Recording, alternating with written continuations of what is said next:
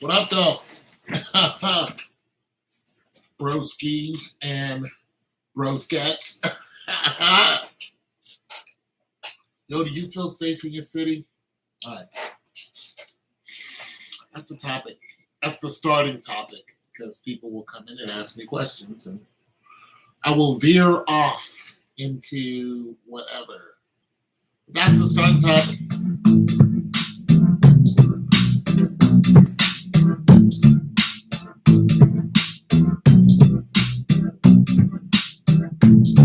Yeah, that's what we're going to talk about. Do you feel safe in your city?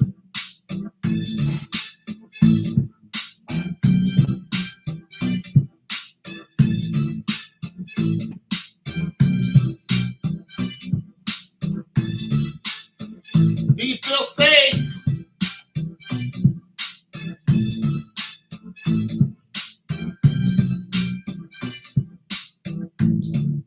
Do you feel safe in your city?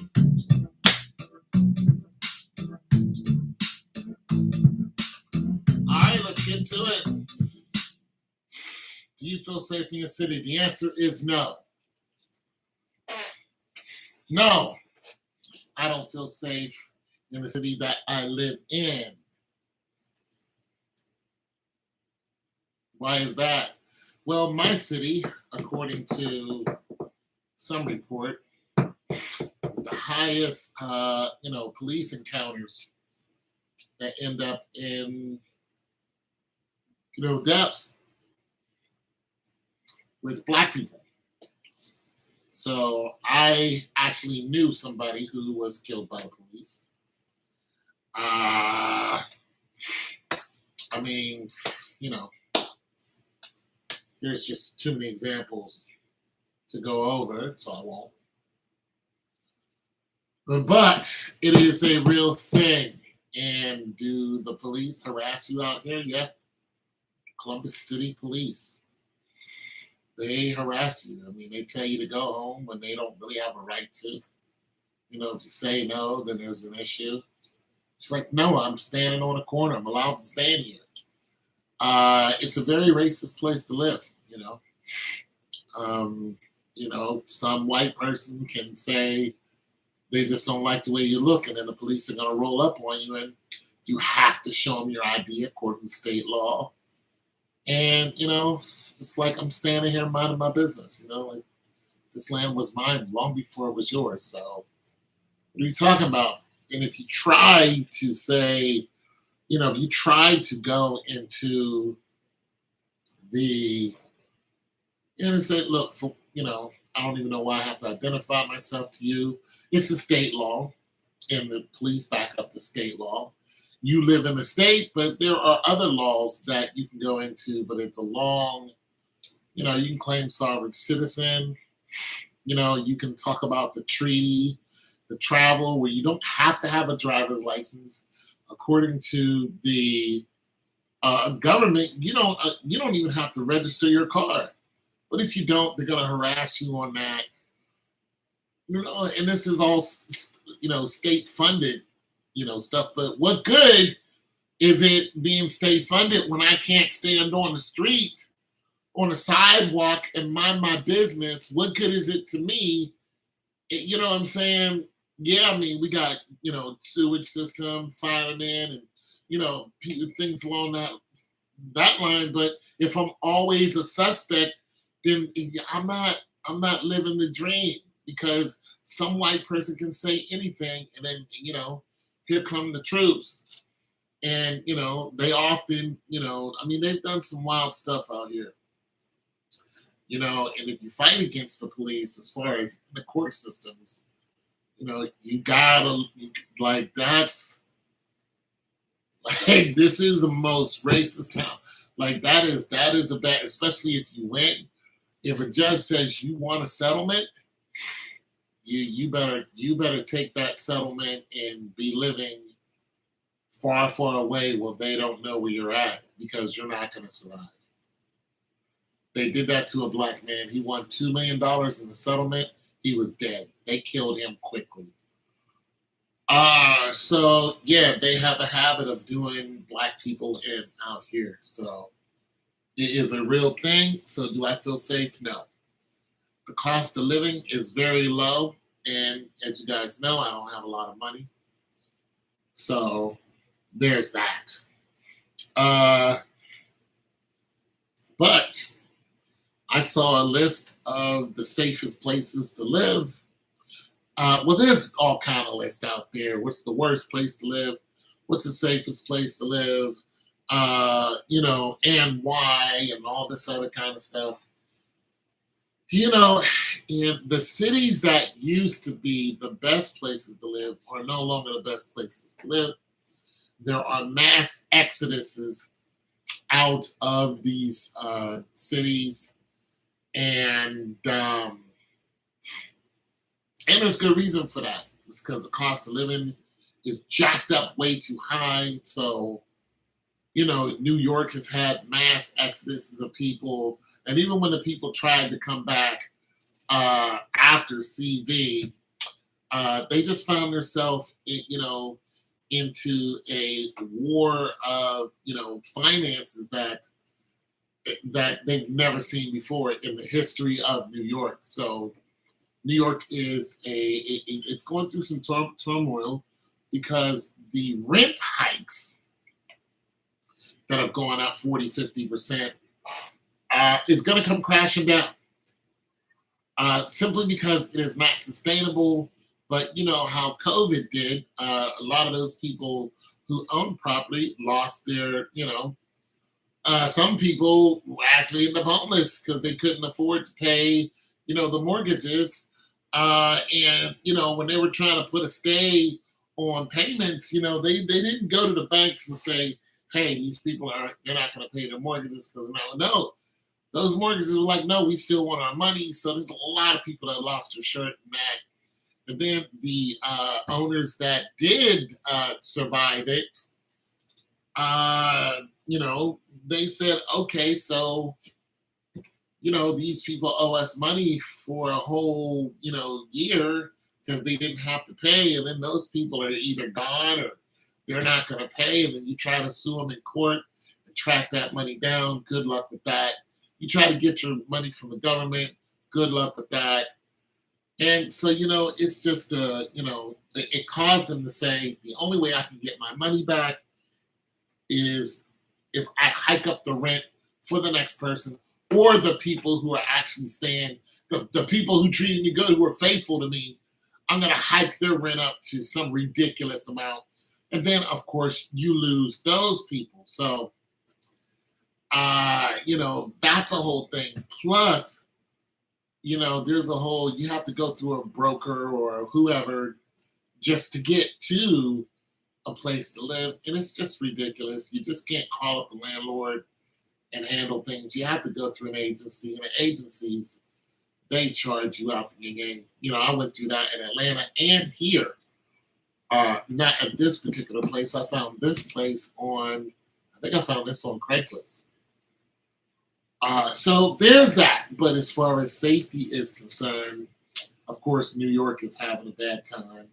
And, the people of California have the largest exodus. And there's just a lot going on in, California. There's people who are defecating everywhere and the city's not cleaning it up. There's the ridiculous taxes. There's the ridiculous police force. There's a ridiculous homeless problem that's not being faced. There's even some very savvy people who are homeless and, build their tents. There's even, their tents look like houses. It's just crazy how savvy some of these people are. One guy was able to even make electricity. This black guy was able to make electricity, his own electricity. He was able to make it and provide these tents with electricity, which is very cool. But when the police found out about it, they came and took his device. So that's another thing. And as someone who would like to invent something, it's a very scary time to invent. Well, it it always is a very scary time to invent for Black people, because if you have a great idea, and let's just face it, the Europeans will kill you. They'll kill you, take their idea, and then come out with it. We know this because this just happened with the guy in the shooting in, was it Oklahoma or wherever it was, the security guard, in the 12 people that got shot, 10 Black people died. Well, that was all to kill the security guard because the auto industry wanted to get rid of him because he figured out how to use water for gasoline. And, he showed it on the internet, and he was an ex-cop, so they have no love for you. And that kid who was broke, all of a sudden got all of this money. They gave him all this money and said, go shoot this guy and shoot a bunch of other people and cover it up. But we really know what it was about. We wanted to shoot the Black guy, who was a genius. A white guy also did the same thing. They poisoned him. So, and then what's really crazy is the auto industry, I think Porsche has come out with a car that does exactly what the Black guy, because both these, guys who made this, their cars are gone. They took their vehicles and they reverse engineered it, and then they say, we did this. And this happens over and over and over again. The Europeans will say, hey, we're the ones who did this. And mind you, I'm not saying all Europeans, but when it comes to inventing something, if it can change the way we live, a lot of times the Europeans will take it and say that it's theirs. And we know you did not create it. But they'll knock you off. So you got to be careful of that. I had some ideas myself. But anyways, let's get back to feeling safe in your city. Nobody's really listening right now. It says 0, so nobody's here. But somebody will come along a little later and give this a listen. And that's who this is for. So, yeah, feeling safe in your city. Let's go over some other reasons why you probably ain't safe in your city. One, okay, Joe Biden made a crazy statement, and he was talking about why America's going downhill. And Joe Biden said it's not only because of Black people or the African Americans. It's just like, what, Joe Biden? What?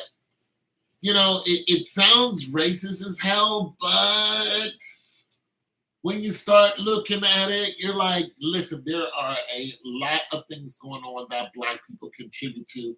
But of course, we're not the only ones. So there are a lot of racists in on doing a lot of bad things. But Black people are leading the pack when it comes to homicide. Black people are leading the pack when it comes to homicide. What up, Dad? What's good? How you doing today? You doing all right? Your feet hurt? Your back hurt? Your back hurt a little bit? You got that little, your sacroiliac? You got that thing in your back and your T3? I got it too. I got it. You're not alone. I got it too. Right there in your teeth. You got it. I got it. Yep, my back hurts too. Anyway, so you're doing good. You're doing great. All right. You getting well? Are you getting well? Have you been drinking water? If you have water today, your skin is good. You have some water. All right. You eat an apple. Did you eat an apple? I bet you didn't eat an apple. I bet you didn't. Yeah. That's what's wrong with the world today. We're not eating enough apples. Natalie needs to go and get an apple. I bought some apples today, Matt. Just let you know that. I bought some Red Deliciouses. And I just think that you should start eating more apples and it'll help you feel better. I don't know. I'm not a doctor, but somewhere along the line, vitamin A does something for you. So, have you ever tried magnesium spray for your knees? Nah, Nah. Usually I pop some Aleve or some ibuprofen because Aleve has naproxen in it. And when I go to my doctor, they were just giving me naproxen, but naproxen will mess you up a little bit if you take it too much. And I stretch, and of course I lift too. So I went to the gym today, wherever Holloway is. So I went to the gym today. I did some leg extensions. Not too much because my knees are really hurting bad. I ride my bike to try to strengthen my knees. So I got a little beach cruiser. I mean, do that. And basically, my tendons are real tight. So I got tight tendons. And, so stretching. Yeah. I got tight tendons. Yeah. Got my refrigerator going. My refrigerator's downstairs. Yeah, I went and got it out of my storage unit. Cleaned him up a little bit. I'm going to wipe it down a little bit more tomorrow. Plugged it in right. Showed an error code. That's why I brought it to the house, because it showed an error code. Went on YouTube. Start learning. Like, boom, boom, boom, what's going on?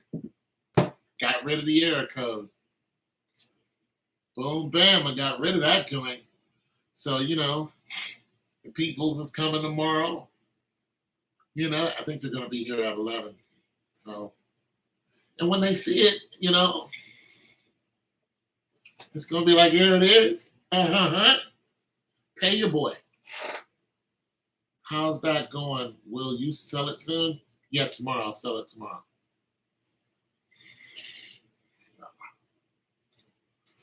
And I have the other one beside it, so hopefully one of them will go tomorrow. But if they don't, it's not a big deal. But usually when someone is this serious and they come from a ways, that's why I usually bring it to the house so I can plug it in and run it for a couple of days. And I can see anything that's wrong with it. I can put some extra cleaning on it. And then when they come to the house, they see it's already crisp. That's the real thing. They need to see it running, because people, when you buy appliance, you got to wait till you get home to see if it's no. They get to see it running right there. Then I can go through some steps with them and show them how to operate the fridge the right way. You know what I mean? Show them how to, and then I can show people how to troubleshoot. Because down the line, a year or 2, 3 years down the line, it might flash an error code because of, I don't know, the ice maker, even though they're not going to really be using the ice maker.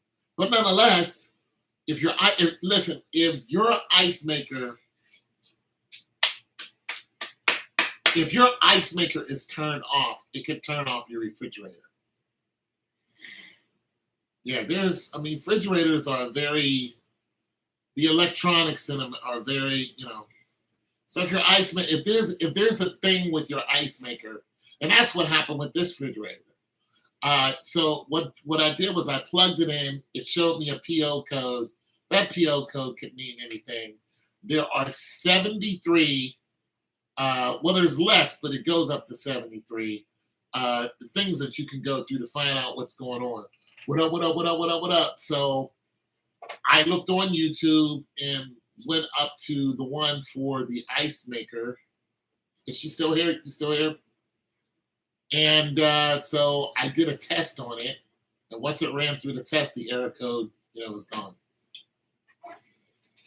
So yeah, I'm hoping to sell it. I've had it. Oh man. I've had that refrigerator for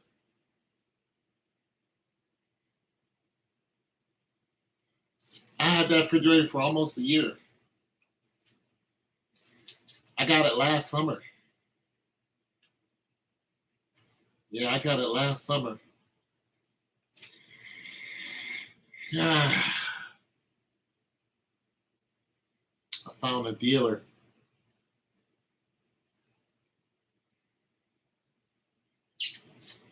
I was going to buy more stuff from him too until he hiked up his prices. That was it. Yeah. He's a good dealer. It's beautiful because he already had them turned on. So you can just plug them in. You can see that it worked. And he had a warranty that went with it. Oh, beautiful. For the most part, I do feel safe in my city, okay? For the most part, I feel safe in my city, but there is a rise of voluntary homeless. Okay, you live in one of the warmer places. You live in Florida. Okay, so I was going to talk about voluntary homeless because San Francisco, they have this thing. California just has this thing where they are pretty much paying people. If you go on YouTube and you ask somebody who's in California, San Francisco, and all that, and they go, "Why are you homeless?" And one guy said, "Because the government pays me to be homeless." He was like, "How much are you getting?" He was like, "For one, I'm getting food stamps, and I get like I think was 600-700 a month." He's like, "They're paying me to be homeless." Now, the government also has a program where for the junkies, so the people who are shooting up and all this stuff, the government has a program where they will come out and give them needles. Yeah, they'll come out and give them needles. And they have care workers to come right out and, look at you and say, "Hey, do you need a hotel?" And a care worker will get you a hotel, and then you'll go up there and do your business. So it's very nefarious what the government is doing. Everything is topsy turvy. They're not doing stuff to get you off of it.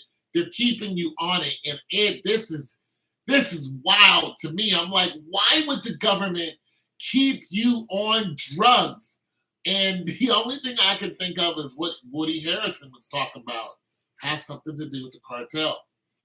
So that's what's going on right now. How do you increase your bench? Oh, okay. Fitness questions. I want to hit 315 by the end of the year. Dumbbells. Dumbbells.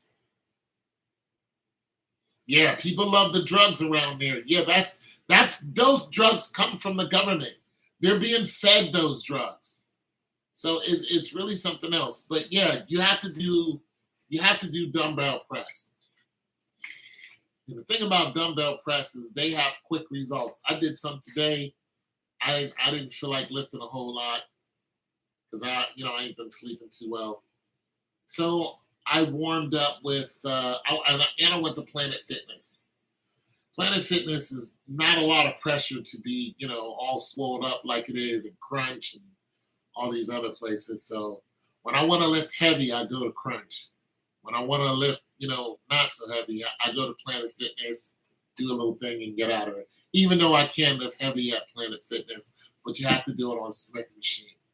So you just have to train your muscles, and the best way to do it to lift. If you're gonna bench heavy, you gotta get your shoulders right. Gotta get your shoulders right, and you gotta get on the bench, do dumbbell presses, and I don't know how much you can bench right now. If you want to get up to 315, here's what I would do. I would take 40-pound dumbbell presses. I would start first. You want to start off, get yourself a little stretch, warm up your rotator cuff. Boom, boom, boom, boom, boom. Warm those up because if that goes out, you're finished. Then I would do flat bench dumbbell presses because if you use the bar keeps your wrist and your arms at a certain spot. You know what I'm saying? You can't bend your wrist. And that's unnatural. So if you do dumbbell press, when you actually press, you can turn and twist. So it gives you more range of motions. And it works more of your muscles. So that's what I would do if I were you. And I would do warm up with whatever. Say you warm up with 30 in each hand. Push-ups is great too. There's so many variations of push-ups. But push-ups are great if you're doing them right. If you're not doing them right, then it's not going to do you any good. So if you're doing the full extension push-ups and you're doing them the right way, and you add in some variations, boom, boom, or just do these, and then elevate your feet so you can get your incline, decline. There's just all kind of way to do push-ups. But push-ups is actually excellent because anything that's body weight, squats, push-ups, pull-ups, all that's great. And you don't usually get injured doing it. But if you're going for heavy weight, you got to hit the dumbbells. There's no way around it. At least once or twice a week. There's no way around it. Push-ups you can bench press 245. How much do you weigh? 245 is not bad. How much do you weigh? How tall are you? How young are you? There's some factors involved in that. I weigh 380 pounds. My bench press right now, when I'm not injured, is around 345. I'm 55 years old. Okay, so I don't go to the gym all the time. Yeah, I'm too old to keep going to the gym. Well, I ain't gonna say that. It just hurts so much. My movement hurts so much. So I'm not comfortable all the time going up and doing all that way. You weigh 213, you're 5'10, you're 35. 213, 5'10 is a solid build. That's a solid build. You know what I mean? That's a good defensive back. No, actually, a defensive back is lighter than it. 213, you'd be looking at you're Emmitt Smith. In his heyday, Emmitt Smith was probably a little bit heavier than you. So, if we're comparing to an athlete, a professional athlete, you would be a running back. You would be a tailback. Now if you were heavier, if you were 245, something like that, at 5'10, 250, then you would be John Riggins. But at your weight, you would be Walter Payton. So just to give you an analogy of, where you're at and where your strength can be.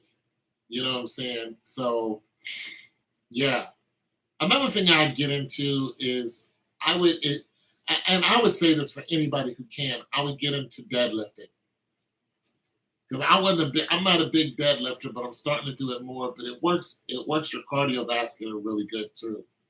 It works kind of your everything, your back and everything. It's like, I didn't know it did all that, but it feels good when you do it. Get your shoulders into it and everything. So, but if you want to bench press, also practice bench pressing. So 245 at your max.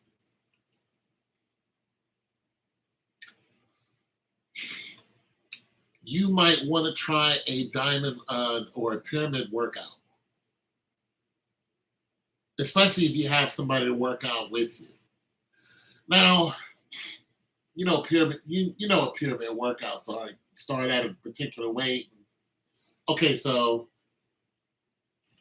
you're lightweight. You do the most. As you move up in weight, you move down in reps. That type thing.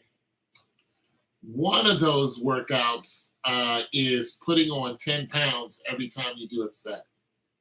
And going up to 245. So there's just nothing but 10s, but you got to be able to get all the 10s. And, you got to be able to smash the last one 10 times. So, or as many times as you can. So if your max is 245, you wouldn't be able to do it. But nonetheless, you can work up to it. That's a psychological way of doing it. And sooner or later, you're just like, 245 is, you move right past it. You'll be knocking off 250 in a heartbeat, 255. So, yeah. That type of thing. Also, lifting with somebody who's stronger than you. So if you're lifting, if you're getting around people who are stronger than you, you're gonna want to be strong. If you're lifting with your buddy who can't lift as much as you, that's because you're like, I'm stronger than you. You want to get with somebody who's who you're not as strong as. So when you see them put 260 on there, you're just like, I'm gonna get that one day. You know. Also, your technique. So if you're one of these people who are doing that arching your back BS, I'm telling you now, you need to take that. You need to forget about 245. Go down to 205 and start knocking off 205 as many times you can, up to 5. If you can't do it, go down to 185 and do sets of 185, 5 reps for 5 sets. Like that's like this is after you warm up with your, I don't know what you warm up with, but when you hit 285, you can do more, but do that 5 times. It's gonna be like easy at first. Like 5, I got this. All right, do it for 5 reps, 5 times. Yeah. And then move up that way and add on a 10, 95, 5 reps, 5 times. You know what I'm saying? Once you get into the 200s, it'll be easy for you. So it's just some exercises I used to do. And when I go to the gym, I always look at the guy who's stronger than me. And they see me looking at them. They know I'm sizing them up. I'm looking at their workout. I'm going, okay, this is what I need to do. You know what I'm saying? I'm like, okay, I'm going to try to do this. I like that exercise. I'm going to do that. So your stabilizer muscles too. So your latissimus dorsi, you make sure you get in your, get in your rows, your latissimus dorsi. Make sure. Yeah, I notice when I do more reps with light weights, I can lift heavy more. I'm gonna tell you something. You could do more than 245. When you a lot of times when we want to go in and max, for one, you shouldn't be maxing all the time. For two, a lot of times when we want to go in and max, we're it's an ego thing for us. It's an ego thing, and you hurry up through your sets just to see how much you can lift. And when you do that, all the blood that you need to be in your muscles in order for you to hit a higher max, you don't have it yet. You may be one of those people where you need to warm up for an hour. You need to go do some dips. That's another thing that'll get your bench press strong. That body weight exercises will get you strong. So you need to, go do some dips at home on the steps, on the couch or whatever, outside on the steps or whatever. Them dips to get your triceps right. Yeah, do some of those. But if you get in the gym and do dips, on the bar, that will get your triceps. Boom. So you need some good tricep actions. That you need to get those strong. Some tricep pull downs, some cable pull downs, and you need to get your shoulders, but you need to get all 3 of your shoulder clusters. You need to work all of them. So you need to be doing these, your shoulders right in the back, you need to get them all. What are those, your delts? Your deltoids? You need to get all 3 of them to get stronger. And it takes a minute, Plus, what do you eat? What do you drink? Do you drink while you're working out? That's another thing. Always work out better when I have water. Good old calisthenics. You can't beat them, man. And they're free. You can do them anywhere. Anywhere. Another thing is your breathing techniques. You get up under the bench. Here's what most people do. You get up, especially when they're getting ready to hit that high weight. You get up under the bench, they grab the bar, boom, and they bring it down, And then they, you know, but you're breathing out, all of your all your power. You're deflated, and you're still trying to push this weight off. You don't do that. Breathe it out slower. Don't do because you just breathed out everything you had. Take it out. Hit.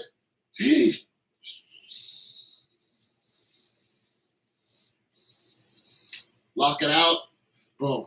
I wouldn't suggest locking it out because your joints, but you know what I'm saying. Also, when you're benching and you're doing the workout, you're not trying to max out. Take a lighter weight, like I said, 165, 175, and do half reps. So you're gonna come down something that you can control, fairly easy, but it still gives you a workout. So you're gonna take it off the bar, boom, come halfway up, come down, but don't rest it on your chest. Should be about an inch off your chest. You should be holding, come down, boom, press up halfway, come down. You should, because that's where the critical part is. When you're maxing out, once you get past the halfway mark, you're like, I got it. But it's getting that halfway. So you should be working on your explosion. And when but never bounce. No bouncing, just working on your explosion. Weight that you can control, 165, 175. Who cares what everybody else thinks? Don't pay them no mind. Just do the workout. Once you feel that, you're gonna feel your deltoid stretching. Once you feel that and you feel like and you're getting warmed up to it, see now that all that blood is going there that you need, and your muscles are getting warmed up real nice. And about time you get up to your max, it's gonna be an easier lift without injury. That's what you really want to face. I just did about 3 weeks ago, I did 385 on a Smith machine. And Smith machine is about 25, to 20 pounds lighter. Makes it lighter because of the bar and the way the bar is controlled. But still, 365. I'll take 365, but I sprained my shoulders doing it. I went up and tried to bench a couple days ago. I put that 225 on there. It just hurt. So now I'm injured. You know what I mean? Like, that wasn't worth anything. Yeah, your ego, you lifted that weight, but now you're injured. So now I have to nurse, my rotator cuff and all this other goofy stuff I shouldn't have to do. You know what I mean? Also, if you're doing these, you're getting your shoulder exercise, you're doing these joints and these ones right here, those are all going to give you some good hammer strength. I'm telling you, you'll hit 315. I mean, you got 60 some odd pounds. That's a good way to go. But if you start doing those techniques, what I'm talking about, you can at least hit 275 within probably 2 months. Easy. I don't know what you eat, but if you're sucking down some protein, you're getting that chicken in, getting those carbs in, especially protein though. So get that protein in because, when I want to go and climb up into the threes, I got to eat right. I can't get up under there weak. So I make sure I done spent a couple 3 or 4 days getting full, getting powered up before I go and jump up under that 315 and try to smash it a couple times and then go higher. Yeah. Now, I'm not a big proponent of it. I mean, I've done it before. I don't live by it. I say drink a lot of water. Get that water. Take a jug of water with you. Keep that water in your system. I am huge on that. Another thing, peanuts. So nuts. Yeah, you can get yourself a pack of them little cheap peanuts, little 50-cent packs at the, gas station. Get some of them little, salty peanuts. Get some of those. They're high in protein. They're nothing but protein.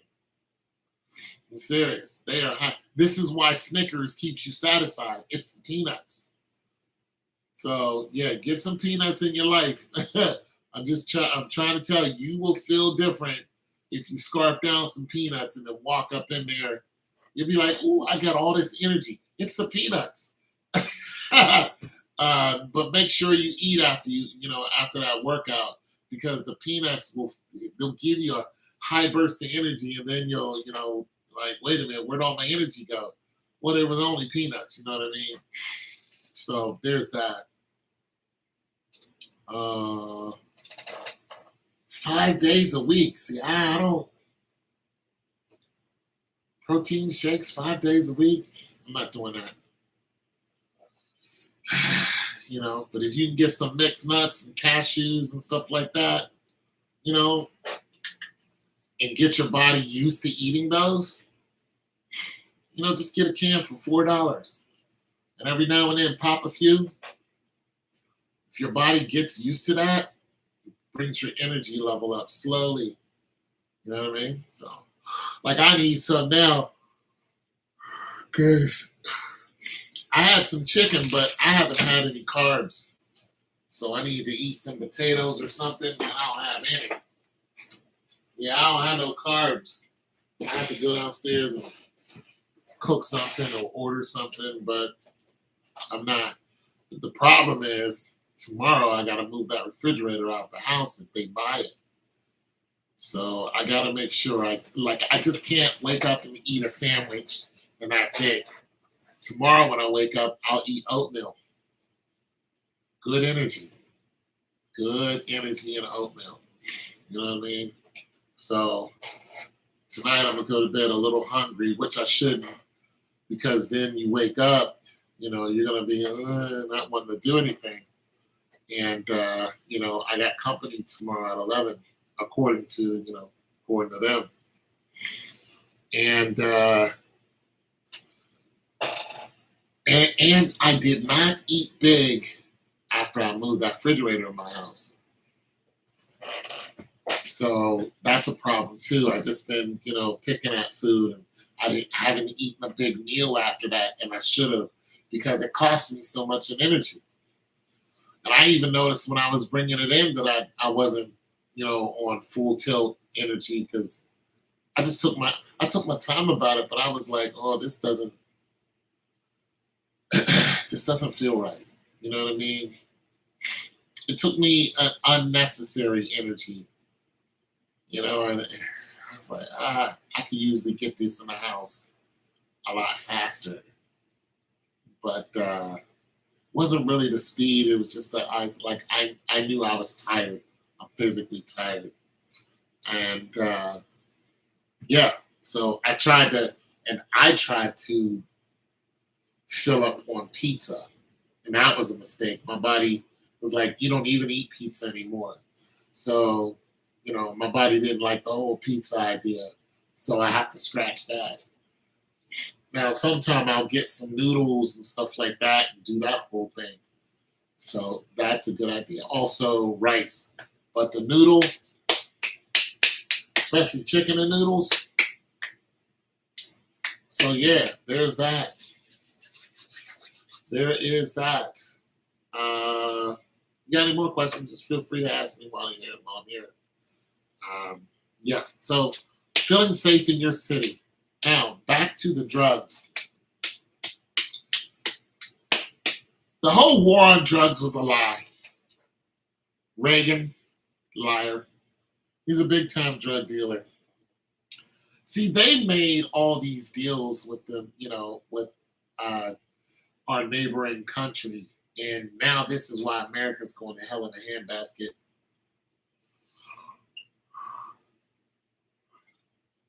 And they've moved into our country, and now they're set up everywhere. People are losing their farmland because they're just coming on there and setting up all kind of, operations, and they're heavily armed and we're not. So what I think is going to happen is America is pushing towards a civil war. There's no doubt in my mind. Even like I was listening to the story about the 4 people who got kidnapped, the black people. The cartel chased them down and then killed 2 of them. And there were 2 survivors.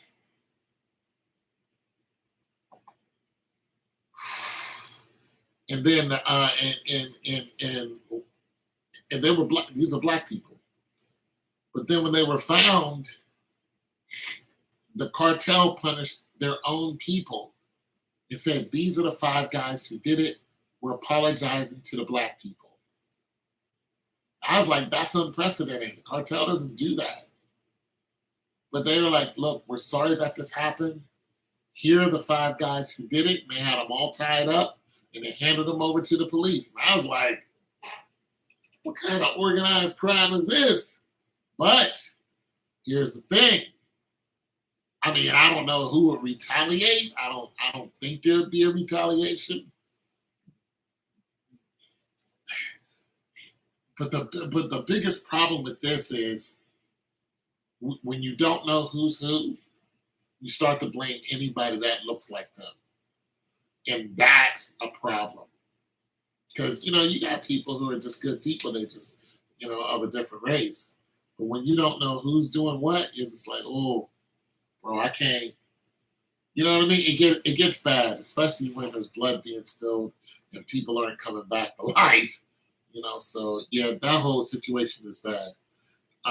In this area, I've been robbed already. My neighbor has been robbed. So yeah, they were kidnapped. Black people, 4 black people.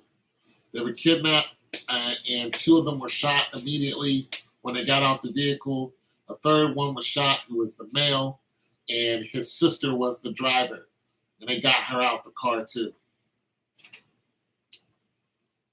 Yeah. So they were all surrounded, and they tracked them down in a vehicle. So they were driving, and they, came after them and cut them off and did all this other stuff. The woman was driving. So yeah, that happened, and that was just on the news. So there's just a lot going on when it comes to all of that, but there are a lot of missing people now because our borders have been opened, wide open. This is also why Donald Trump will never be president again. This is also why they're trying to indict Donald Trump, because he is the favorite to win the presidency. There is no one, not one, there is no one person who can stand up against Donald Trump in the elections. There is not one. But if Donald Trump becomes president again, he's going to close the borders. And he's going to deport a lot of people. A lot of people are going to be going bye-bye. I don't know what it was, but I think that's what they thought. Turns out it wasn't. It wasn't that. They thought they had something to do with drugs, but those people did.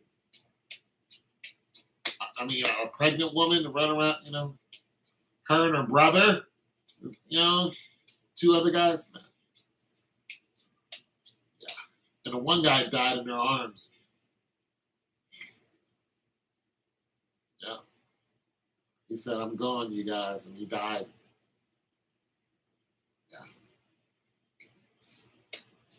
Yeah, they shot him up good.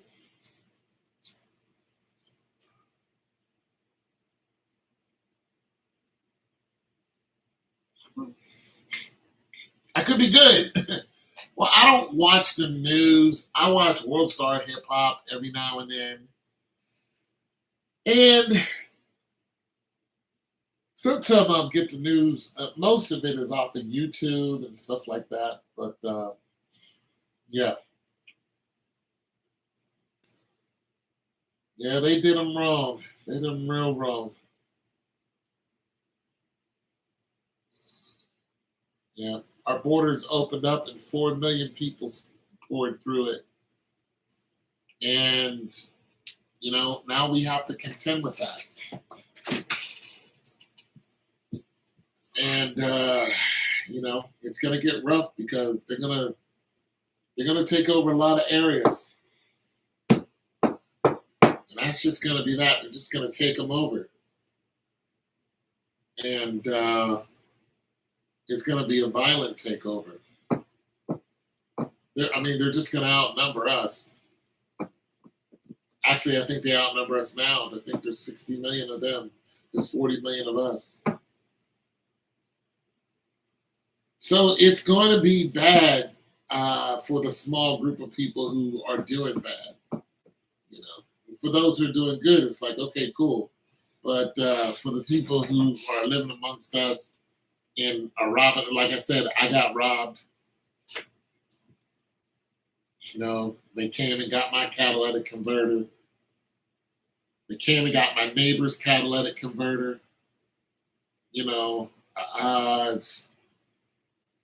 They haven't hit my truck that sits on the street. And I think they come into the parking lot and get you. But they haven't hit, I have a Chevy Tahoe that sits on the street every day. You know what I mean? They haven't crawled up under there to get it. And I think just because somebody will see them in traffic, and they can be spotted. So, and I don't want to hurt anybody. So, I'm not even going to put a straight pipe in mine. I'm just letting it run the way it is. Because I don't feel like wrestling with any of these guys. I'm not shooting anybody. I'm not doing any of that. Now, if they break into my house, that's different. But stealing my catalytic converter, if I go out there and try to take it back to some of them, they're gonna come back and it's like, fine, I'm not putting one on there. But these guys they're stripping. If you have a Dodge Hellcat, don't even have this vehicle. Get rid of your Dodge Hellcat if you have one.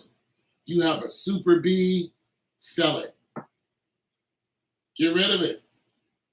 Get rid of it. It's the number one stolen car. It's the number one stolen car. And what's really crazy is they have tow truck drivers who are just coming up and stealing Hellcats. Yeah, they're just tow truck drivers. They see your Hellcat, they'll come right up, snatch it, boom, it's gone to the chop shop. It's like, wait a minute. You see videos. Yeah, you see videos of people. Like this one guy, he's at his house. He's got a Hellcat sitting out there. 2 years old Hellcat. Still running great, and he already knew that guys were trying to get his Hellcat. So he went outside with his 9, and he's waiting there. It's nighttime, and sure enough, these guys pull up in a tow truck. And when they saw him, they just kept going. He already knew what they was on.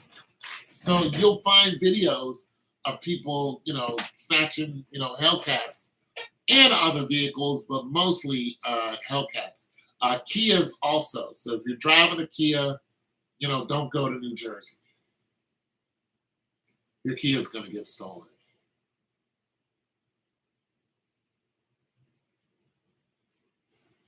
Well, let's check it out.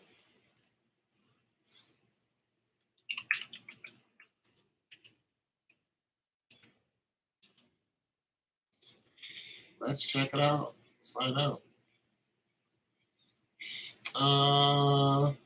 Lawsuits against Kia. Let's see.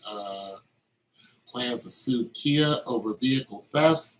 So my city plans to sue Kia over vehicle thefts.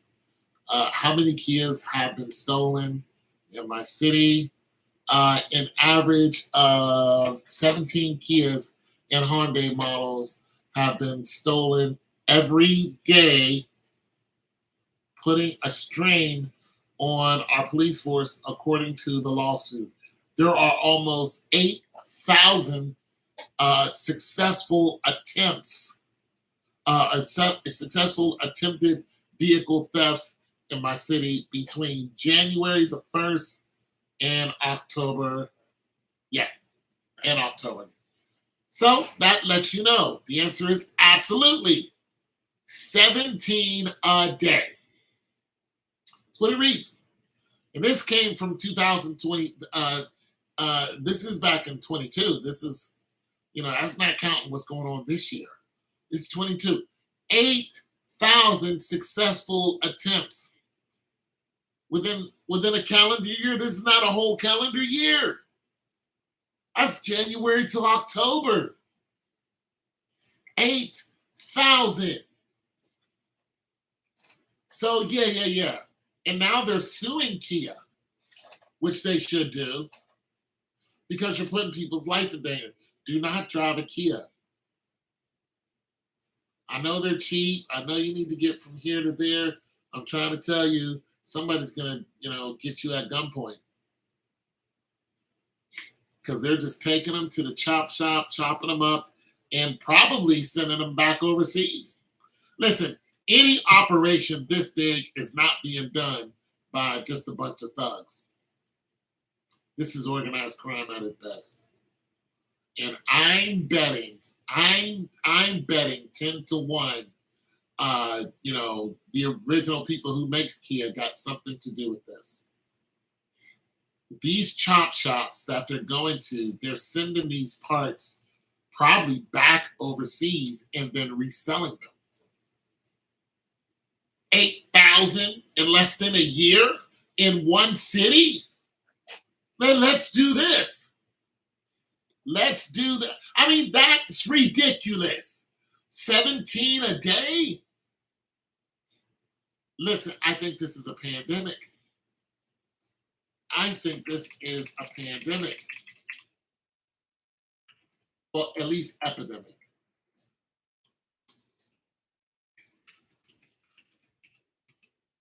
At least epidemic.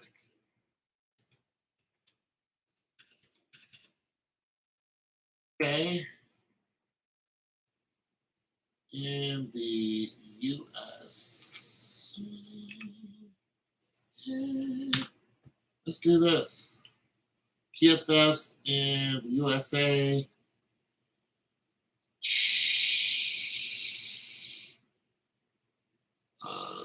Kias being stolen. Kias are being stolen the most. I was hoping it was going to give me. A whole. Yeah, it's saying it hit Cleveland, Ohio hard. Yeah, so I was hoping it was going to give me a whole. Okay, in all of 2022, 275 Kias and 141 Hondas were reported stolen in Buffalo, according to the largest Buffalo police force. No, that's.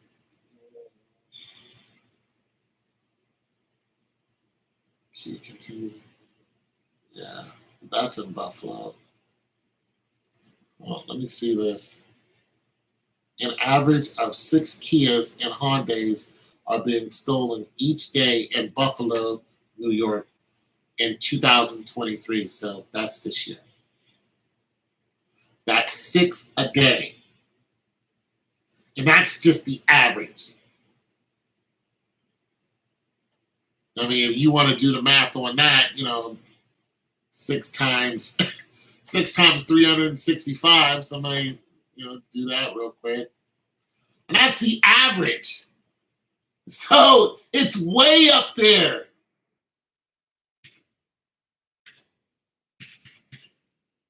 It's way up there.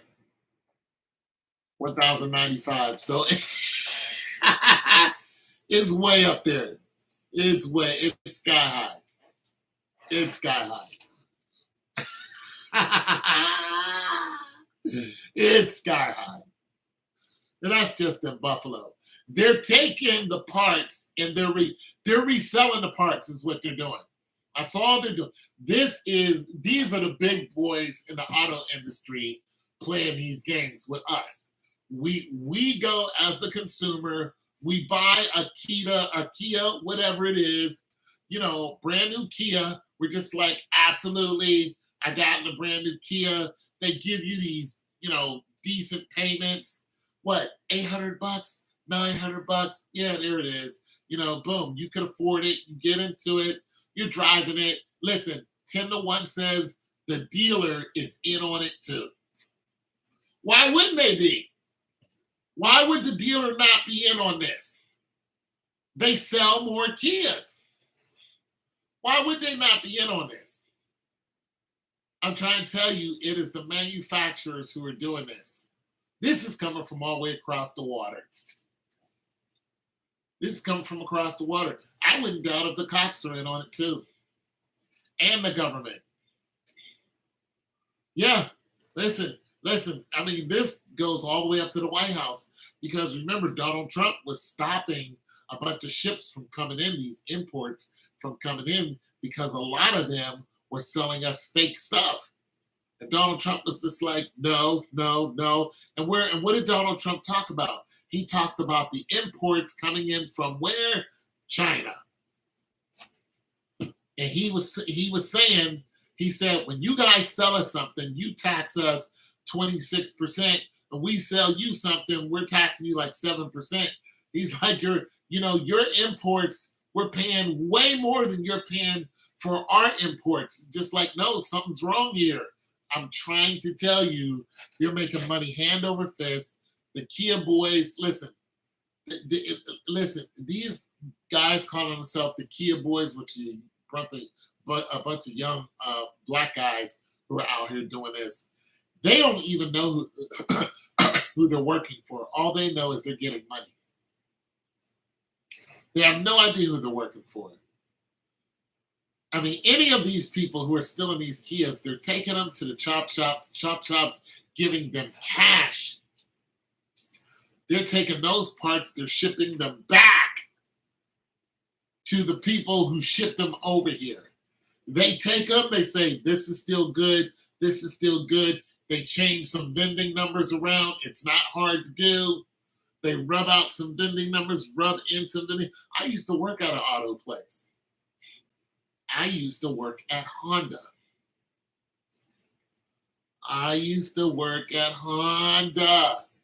Yeah. Oh, yes, I did. I was in quality control. 100%.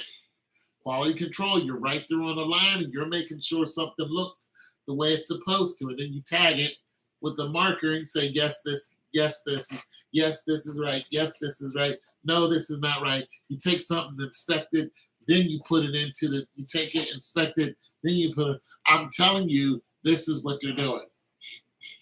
This is what they're doing. And it's all on an assembly line. It's all on them. Now here's the thing. Here's the thing. If you took a 2022 Kia, whatever, Sportage or whatever it is, right? A Kia truck, and you put it next to a 2023 Kia truck, right? If you don't tell somebody which one is which, do you think they're gonna know? No, they're not. The only way they're going to know is when they start looking at the tag that has the MSRP and the price and all that other stuff. And when they look at the MSRP, they're going to notice that the two are different. And they're different because there's something that's added in there. And sometimes it's different just because of the tax. They're going to be like, okay, this price is different on this one. What's the difference between these two? This one is a newer year. Then you're like, well, wait, it's the same thing. Well, why is it $5,000 more? It's newer. It's this year. And you can't tell the difference between the two. So if that happens and you take and your 2022 gets stolen 3 months after you have it, That whole thing gets taken apart, completely disassembled, and shipped all the way back over to China, wherever it came from. And it gets put right back in an assembly line to get put back together with a bunch of other mixed parts. It's just like a hamburger. If you take a hamburger and you dissect it, you're going to find out it came from 1,000 different cows. It's not one cow that you're eating off of. I mean, just think about that. If you took that truck and you shipped it in pieces all the way back, and they got a hold of it, they're going to take part by part and put it right back in the assembly line. You're going to put a whole nother truck together with a different identification. You're going to do what? Sell it. There is no way this many cars is getting stolen without it being organized. This is organized. On average, 1,000 in one state? No. Not once, yeah, in one state, in Buffalo, at least 1,000 of them is, and let that, no. No. Absolutely not. And you know what? Now that I think about it, I remember when the number one selling car was a Honda Accord. That same year, what was the number one stolen car? Honda Accord. When the Ford Taurus was the number one selling car, what was the number one stolen car? The Ford Taurus. It wasn't because there were more of them on the street. That's not what it is. Now, when you start thinking about it, when you start thinking about the Kias, and you start thinking about the Hellcats and stuff like that, you start thinking of how easy is it to steal one of these vehicles. Now you can steal a Hellcat without even busting the windows or anything like that. It's an electronic device that you can go, if somebody has a Hellcat sitting outside in their, outside of the garage, you just walk up to the door and you wave this thing in front of the door and you're going to hear a bleep. That's the key fob. You got the signal to their key fob in the house and it just unlocked the door. Once they get in it, they do a couple things, they fire it up, they're out the door. This is not an accident. This is not an accident. They're doing this on purpose. It's just a matter of time before insurance companies start refusing Kia and Hyundai cars. Oh, well, now, see, insurance companies hate payouts. Okay, so what you're saying is true.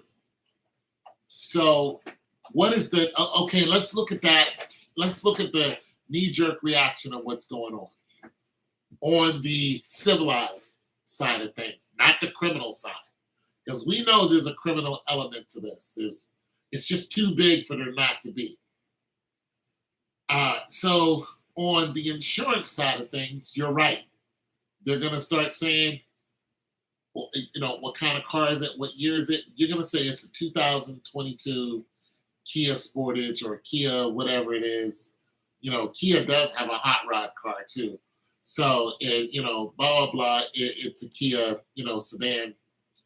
They're going to start going, okay, well, just to let you know, sir, ma'am, your insurance for this vehicle is going to be twice as much. So if you're paying $130 for, insurance on a brand new car, which is ridiculous, now it's going to be, $260. Easy. It's going to be $260 or up. It might be more than that. Because don't forget, The number that we looked at were successful attempts. I mean, there's a video on WorldStar right now where this guy tried to steal a Kia. Broad daylight, right out of a grocery store parking lot, around everyone. You know what he did when everybody came out and saw that he was stealing it and people started banging on the window to get out? Put it in reverse. He tore up 8, 9 different cars trying to get away and didn't get away. He wrecked all of those cars. All of those cars. So we're talking about these people should have full coverage. All of those cars are wrecked. He backed up into somebody, pulled forward, smashed into them, backed up again into some people who had nothing to do with it. He didn't care. You know, bam, bam, bam, bam. Tore up this person's truck, tore up an SUV. So the insurance companies are going to be like, all of this spawned from you guys sitting in a parking lot? They got to pay for that. If they're covered, which they probably are, the insurance companies, they can listen. And when these guys are stealing Kias, you can't go after. You think you're going to get money off of somebody who's stealing a Kia, even if you catch them? No, they're going to try to go after the insurance company of the Kia automobile. So if Progressive was the one who insured that car, Progressive is gonna have to pay for all of that damage. What do you think Progressive is going to do? Because your car was stolen, so it's not my fault that my car was stolen. You can't raise my premiums, which is exactly what they will do. And then if they raise your premiums, what are you gonna do? You're gonna go, you guys just raised my premiums to twice as much, but my car was stolen. It's on video. There's a police report. They're going to go, that's just the way insurances go, sir. And you're going to go, well, I'm going to drop you. Well, you know what they're going to do? They're going to send you to a collection agency. They're going to say, you owe us at least for one more payment. They're going to try to get as much out of you as you can. And if you say, I'm not paying you guys $300 when my insurance was only $110, but because it was stolen, you got to try to punish me? Absolutely not. I'm not doing it. I'm dropping you. Look at this, though. Other insurance companies, what do when it comes to picking you up? When you say, hey, I want to buy your insurance plan. What do they ask you? Has your insurance been broken for the last 6 months? Have you been covered? You're going to go, absolutely. They're going to go, what insurance were you with? You're going to go, I was with Progressive. Why did you leave? Well, my car was stolen and my premiums went up because the car got into an accident. They're going to go, okay. So what are you driving now? Well, I got a Kia. It was replaced. Yeah. So your premium's gonna be around $280, $290. It's gonna be up there. You're like, wait, what? The insurances are gonna all band together. I'm trying to tell you. Because people are gonna be dropping insurances left and right. And they're just going to go to MJM. They're going to go to the General. They're going to go to, Safe Auto. Safe Auto used to be the go-to insurance when the, farmers or travelers would drop you. Progressive would raise their prices on you. You'd be like, screw it. I'm going to go to Safe Auto. Why? Because Safe Auto gave you the minimum coverage or gave you the maximum coverage for the minimum rate. Safe Auto gave you the state minimum. You're only going to pay so much. You're going to get what the state requires. If you want all that fancy stuff, it costs more, but this is what the state requires. And that's why it was so attractive. So there's going to be there already is a loss of a lot of money on the insurance side. And then it's going to just flat out be in claims. It's just going to be an argument over claims. There's going to be people having to go to court and stuff like that. But there's going to be people who will not fulfill claims. And we know insurances do this because of look at what happens with some of these floods. You buy flood insurance, a flood happens, and the insurance companies say, we're not paying that. They do this. It's illegal, but they do it. But they have more money than you. What you have to do is file a class action lawsuit against the insurance company. Well, why have flood insurance? Why? But they've done this, especially in Louisiana. All those houses in Louisiana, they had flood insurance. They got flooded out. They were like, no, we're not paying it. Then they knocked down all the houses and sold the property to rich landlords. These people who've been living there for generations, they sold off all their land and hiked up the price and kicked all the black people out. That's why they blew the damn levee up. They wanted the land. They went right in there and stole those people's land. Don't believe me, look it up. Hell, in Florida, there was a black guy back in 96, I believe. 96, the brother had land. Yeah. He had land. He had a regular, blue-collar job. Shoot, police got a hold of him, tied his shirt around his neck, and hung him. And they took his land. He didn't want to give up his land. Police killed him. Police sheriff killed him. Sure enough, it's in the newspaper. They wanted his land. He was like, no. He's like, no. Yeah, they do that down there. Florida is not a place that I would want to live because of the people. But if the people, if there wasn't such violence on you ever look at First 48 and you look at Florida's First 48, it is a different animal. It is a different type of crime. Florida, Atlanta, anywhere where it's hot. Tennessee, it is different when it comes to crime. It's Miami.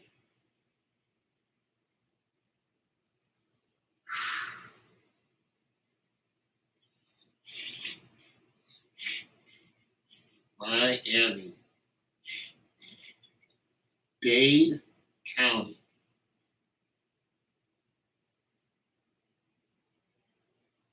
Dade County is the most notorious.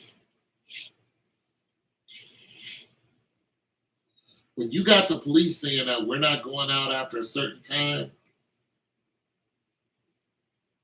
you don't want to live there.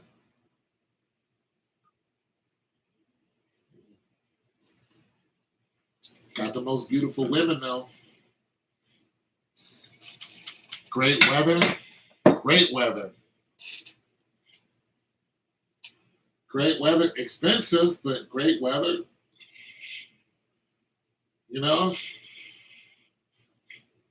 It's getting better. That's cool. Huge cockroaches.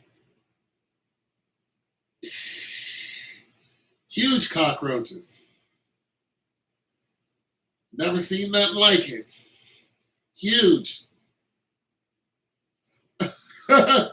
Never seen nothing like it. Whole different story.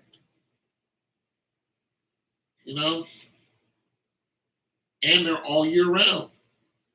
Around here, you get them, they have to come inside because of the cold. Down there, it doesn't get that cold. So they stay in the ground, then they come up out the ground, and infest everything. You got to pull out all the stops to get rid of those jokers. Hell, down there they live in cars. You're like, how are all these bugs in your car? They don't do that here.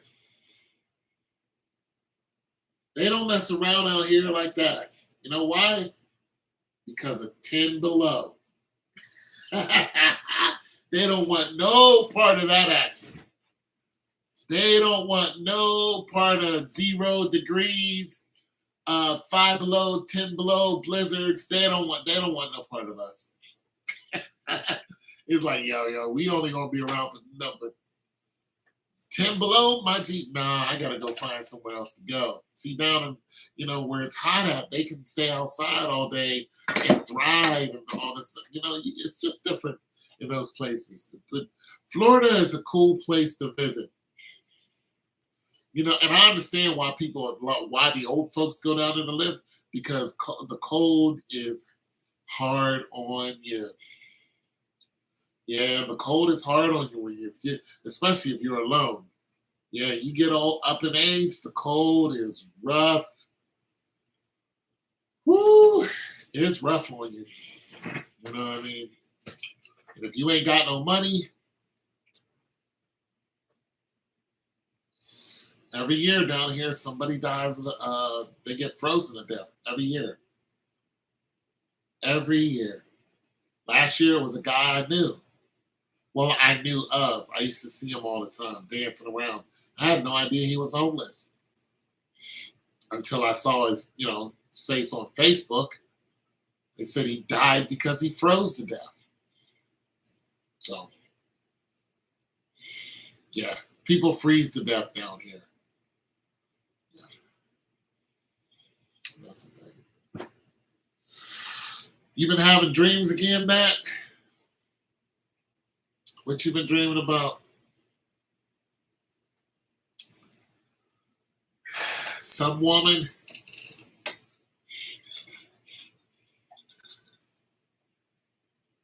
No dreams? Okay.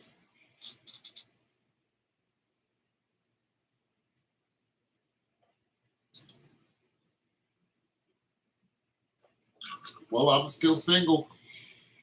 So I don't know what your dreams is about, but somebody was telling you one of my songs. Which one was it? One of my songs woke you up? Huh.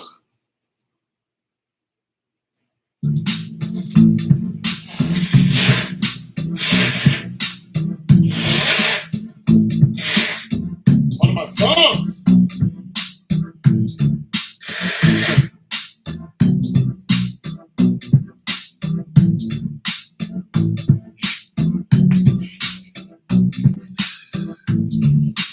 I'm still in love.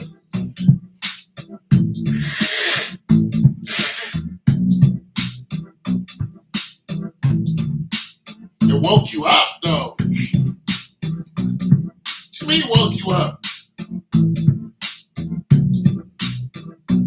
What's it like?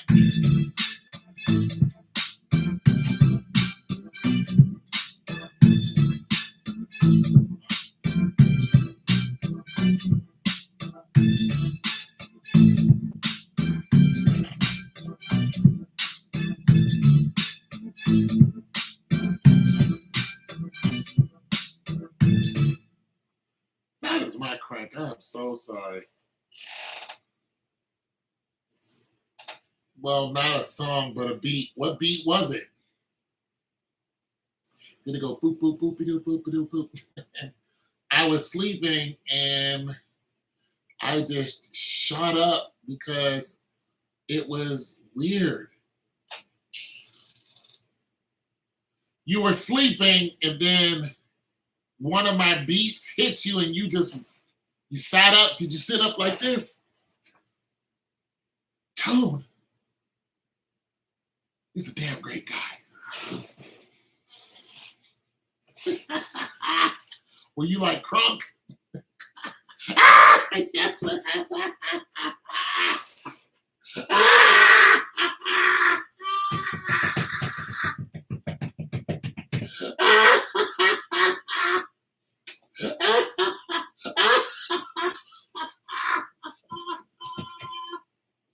Oh my God. Oh my God, Natalie, I get a kick. Oh my goodness, I get a kick out of you. You, I get a kick out of you. My goodness. Woo! You are something else. Woo! My God. We were a couple in another life. I'm trying to tell you.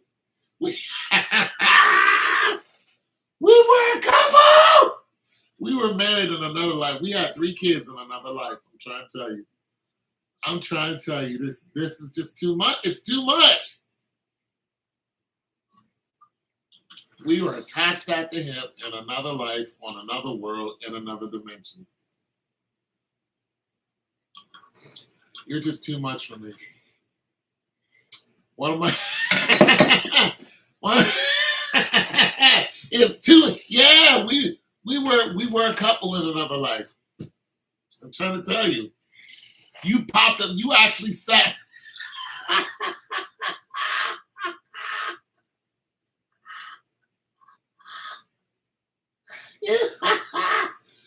Natalie, you was like this. And then you like sat up in your bed. It's like Tone. It, oh my God, I wish I knew what beat it was. That would be my favorite song. Oh, sweet heavens. You know, I make this music just to clown around. I don't really take it seriously. I mean, I put stuff on the internet, but when I'm talking for a long time, I do this just to have fun, you know what I mean? I'm not, damn, it's 12:16 already. Yeah, I'm doing it just to have fun, you know, because I like making music, you know what I mean? But, whoo, you are hilarious, Nat. You're hilarious.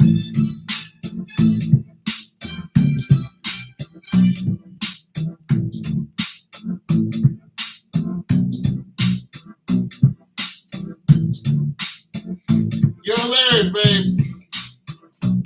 He said it's too much. Yeah, you're too much. Trying to tell you,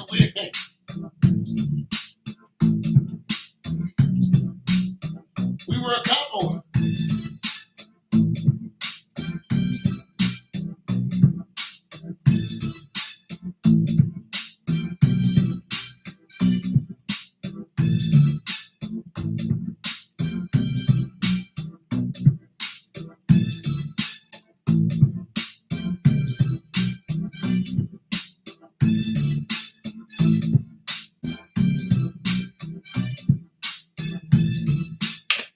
Yeah, I make this stuff just to be clowning around. You know what I mean? I don't know, just to see what I can make. You know what I'm saying? She said, one of your big swap. I just sat up. Oh my God. Oh, that is the best. That means I'm doing something right. Woo! That is just the absolute best. Man, I am on the right track. If you're waking up like, oh my God. It's 19 video. Wait, you even know where it's at. Oh, you're something else. You are something else. Now I gotta go look it up. 19 videos down. You are a special shade of soul. And that, I'm just gonna say this. I think you're my favorite subscriber. As a matter of fact, I know it is. You're my,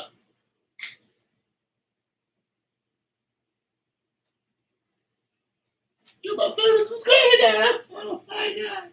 Oh, you're just too funny. 19 videos done. I gotta count them. 1, 4, 5, 6.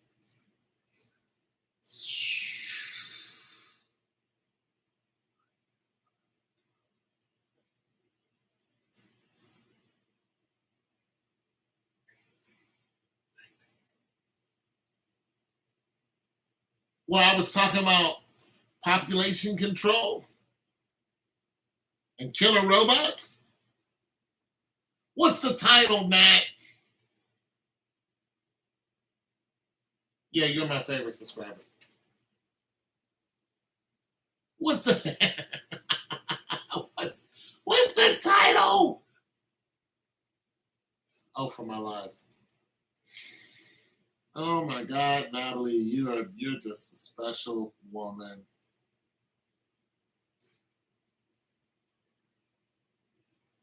Why haven't these posted? Oh my God. 1, 2, 3, 4, 5, 6, 7, 8, 9, 10, 11, 12, 13, 14, 15, 16, 17, 18, 19. Oh, it just says making beats. Boy, Nat, you are special to me. I just want you to know that.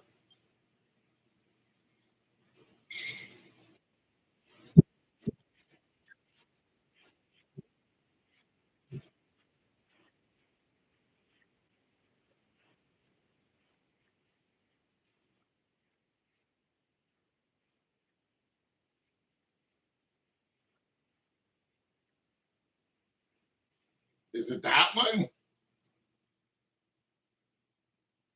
It's Is it the one that's going bum bum bum bum bum bum bum bum bum bum bum bum bum bum um 20. Look at you with the. All right, now.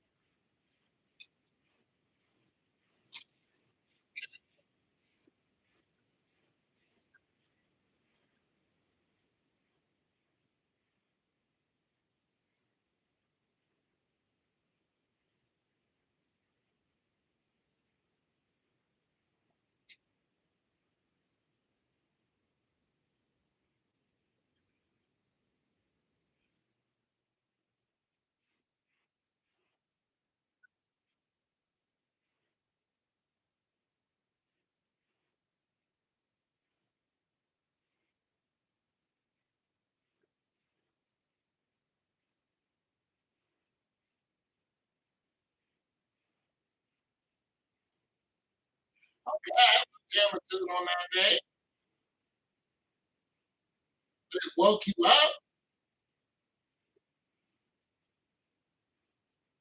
I don't even remember something.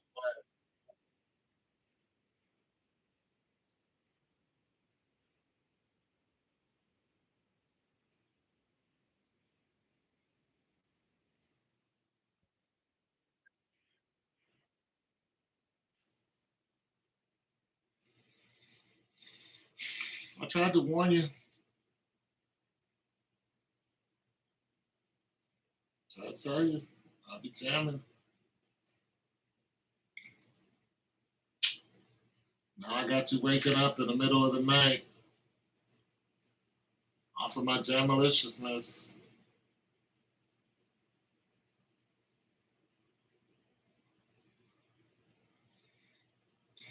Got you waking up in the middle of the night, like, don't!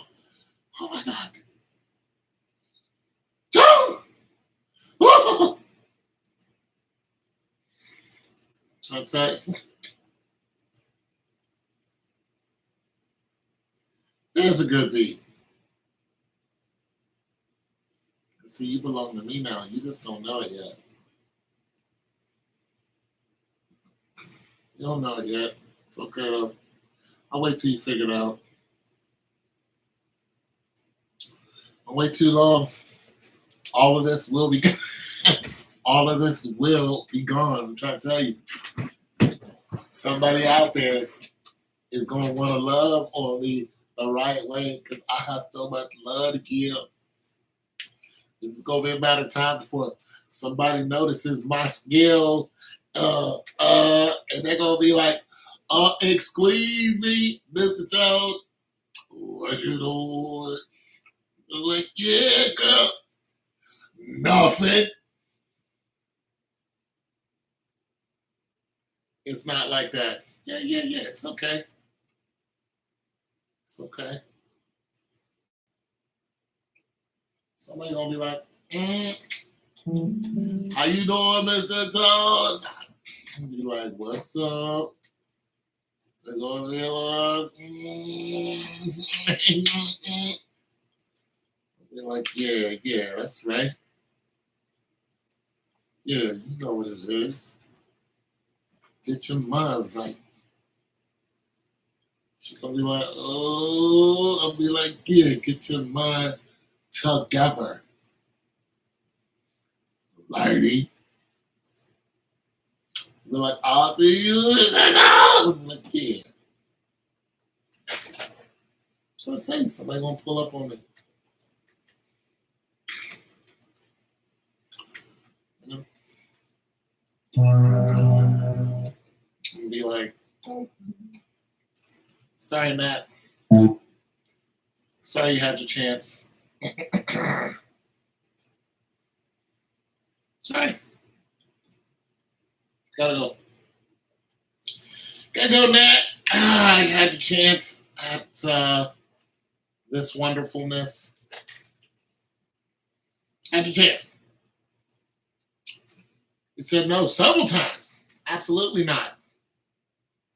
Vehemently denied the Terminator. All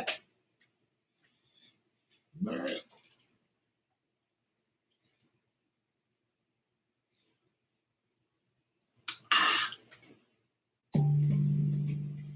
Like, nope.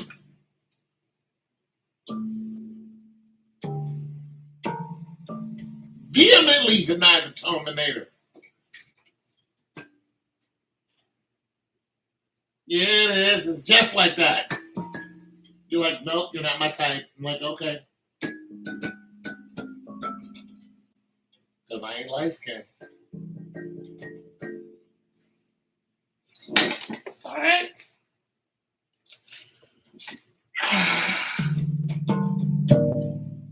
There's something else you don't know about Tone. I know how to break shortbread cookies. I'm not sure why I just am trapped into your vibe. Because I'm a cool dude. Yeah, we know you don't like light-skinned people. I'm a cool dude. There's a lot of people trapped into my vibe. They're like, how is this guy so cool? Ask anybody on the net. I'm a cool dude. I'm a good time. I'm real. You know, I'm on here jamming all the time. My hair is cool. How could you not like it? I tell people the truth.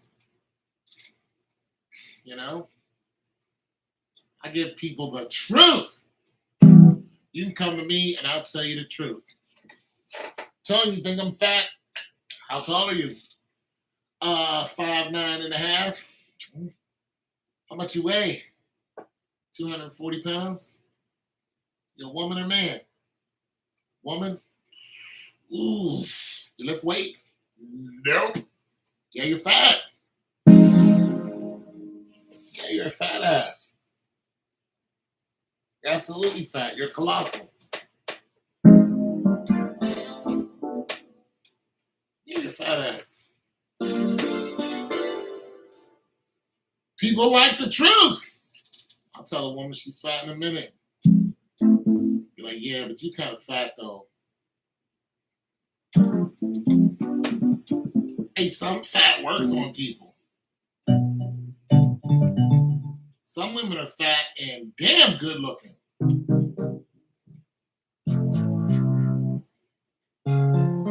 You can see some chunky monkeys.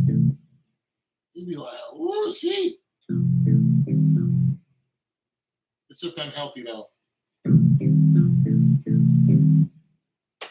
It's not good to be fat. It's just it's hard on the heart.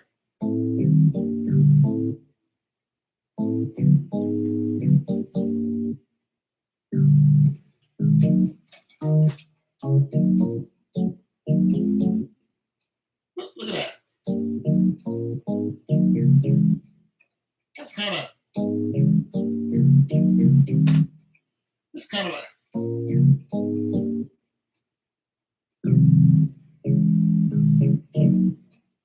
It's interesting. It's a little interesting. I wonder if this has variations. Okay, I'm just gonna make something up real quick to see what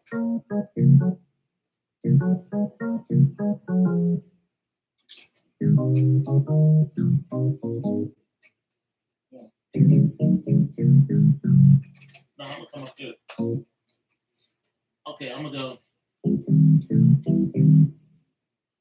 Let's make a good house beat. Let me get something that kind of resonates.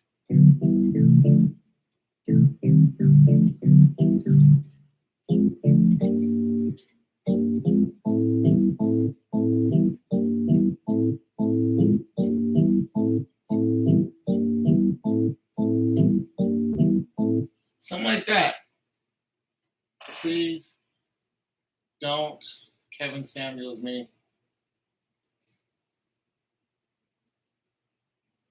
I'm Kevin Samuels. What do you mean? What do you mean? Let me try this. All right, let's see.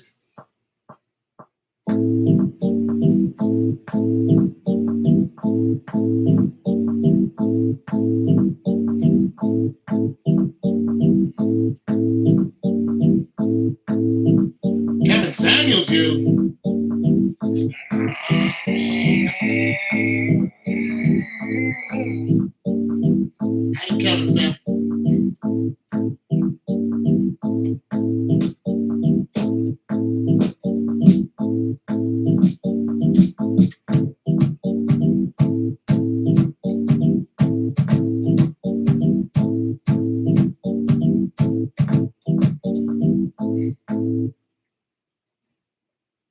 Wind me up. But I'm trying to find a good kick.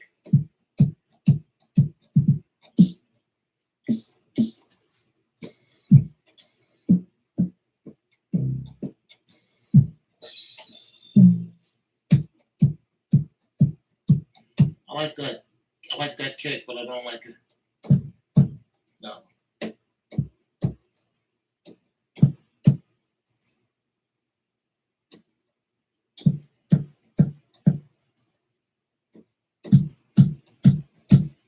Well, let's try this. All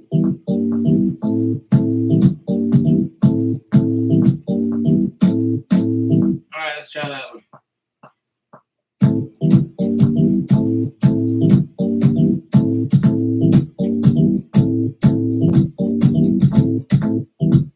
Kind of mess it up at the end, but let's see if it clears it up.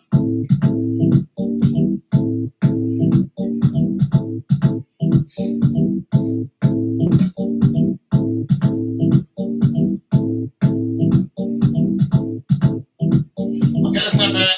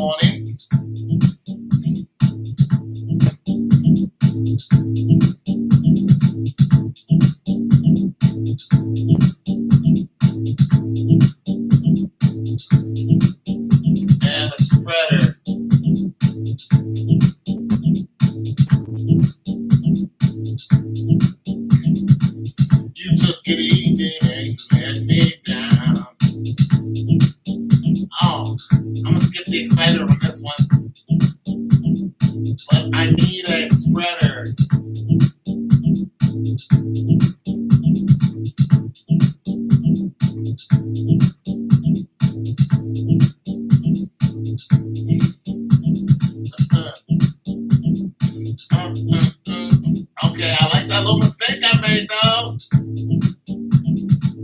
Where's my guy at?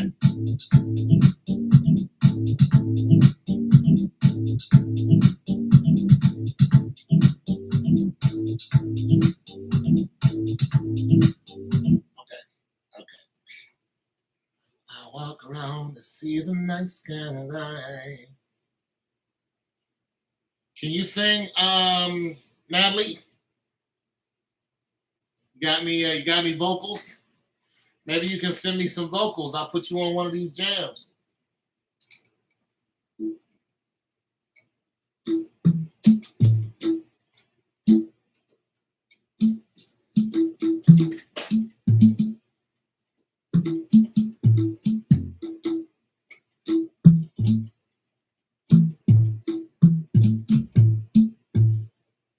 This almost sounds too basic.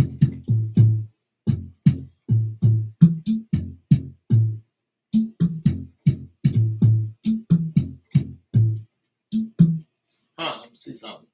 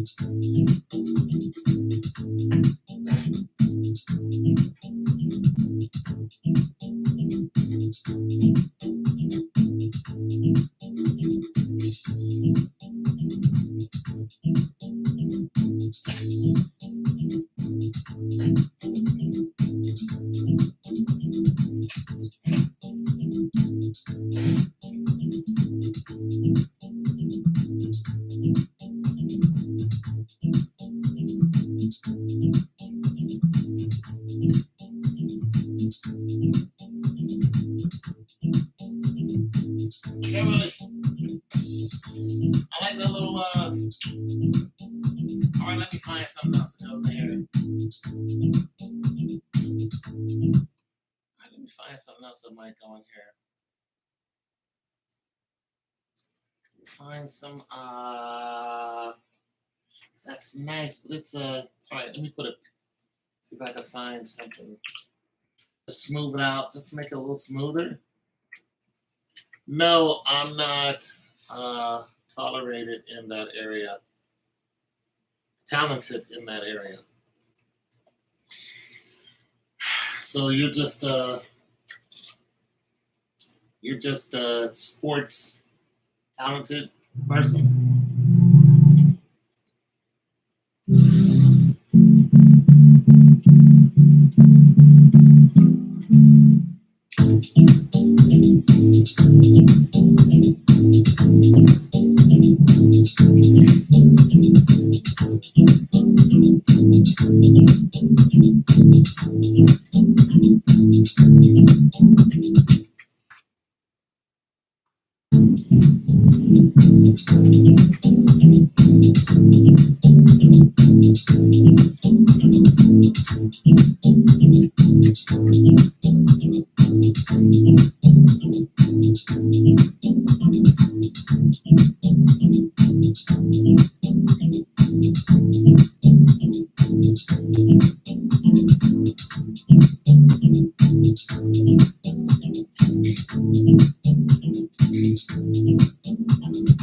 She said she jumped up.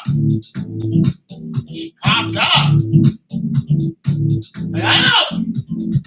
Town! Town! Did you scream my name?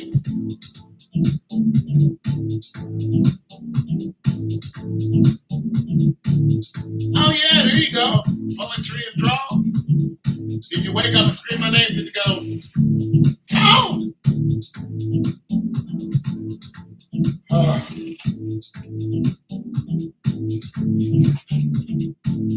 Toad! Did you reach for me? Did you go, Toad?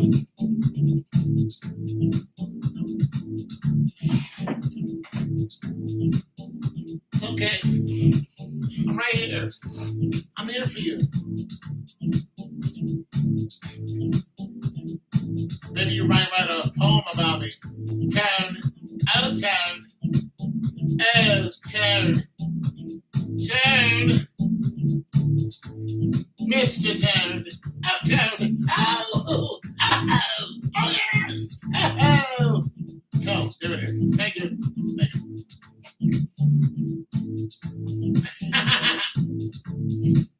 Town, oh town, oh town, town. It's okay, babe. I'm here for you.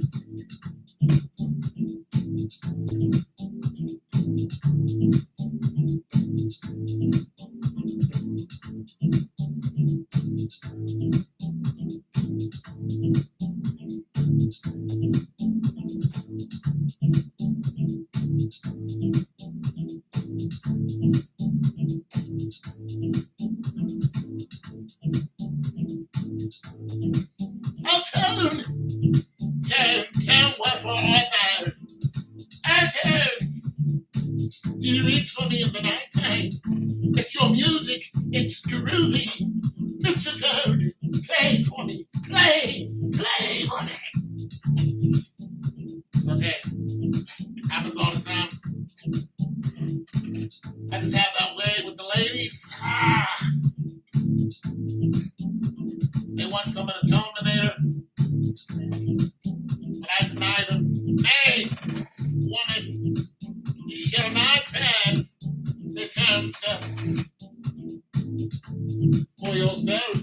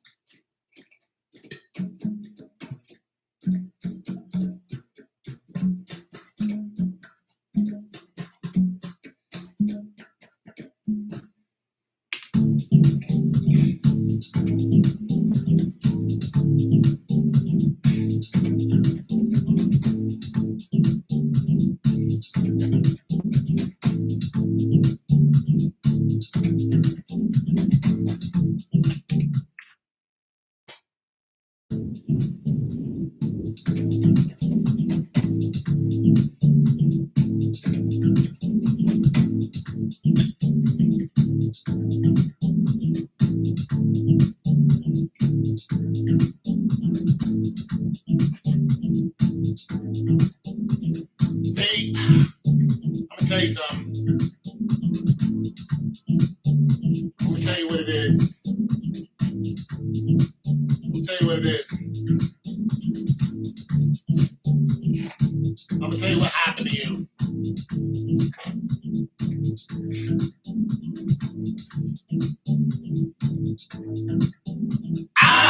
That's what happened. I reached in and I gave you rhythm.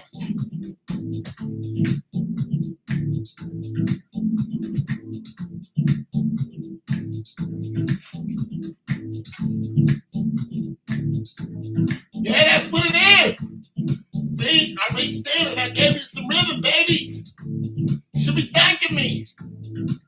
See, ow, ow,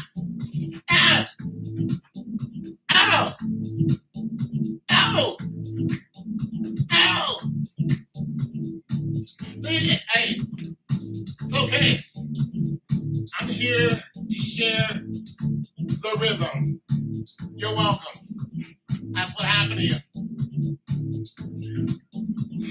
You got some rhythm now. Now, you can do with that what you want. Just be careful because it's infectious.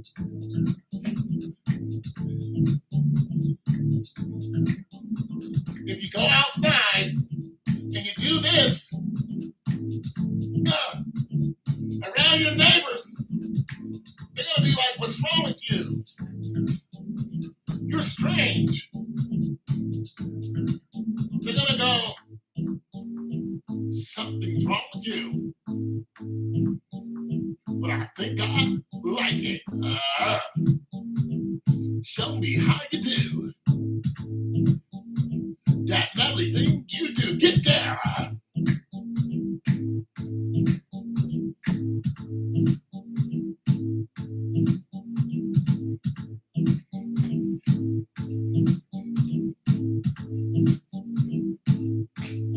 One more time.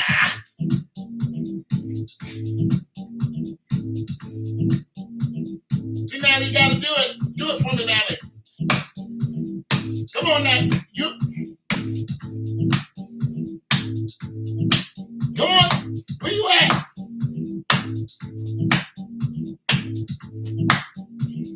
You ain't. I can't help you. I can't help you if you don't let me. You gotta let me help you, Natalie. I'm here for you. Come on, you ready? Ready? Together.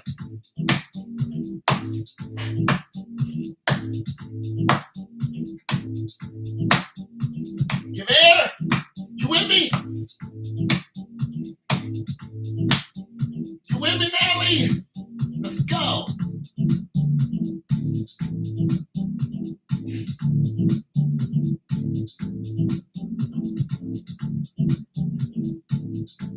Where you at, Natalie? You gotta get up in the morning like this. Yeah.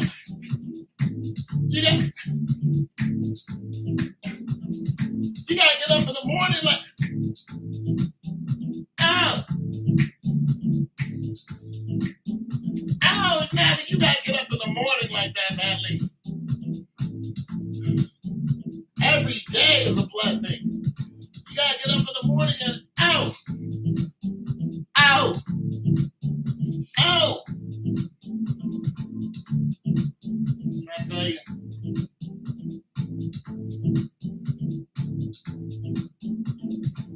I've helped you enough. You don't need no more help? Okay. You're not waking up like that. You still need help. Uh, uh, uh, uh. You gotta.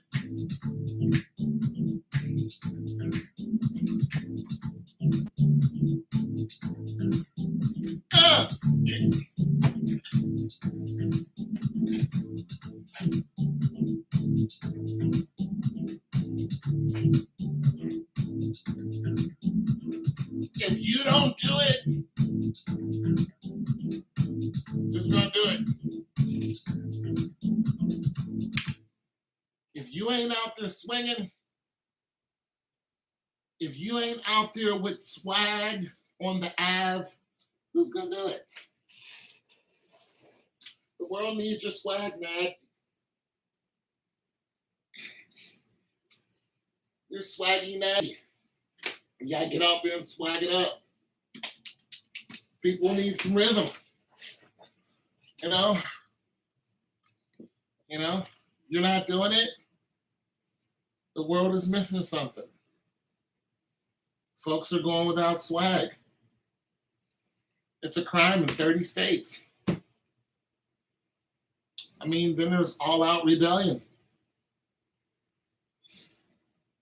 No.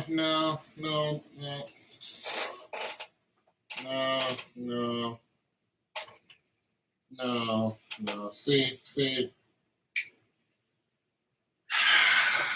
You're holding back on the swag.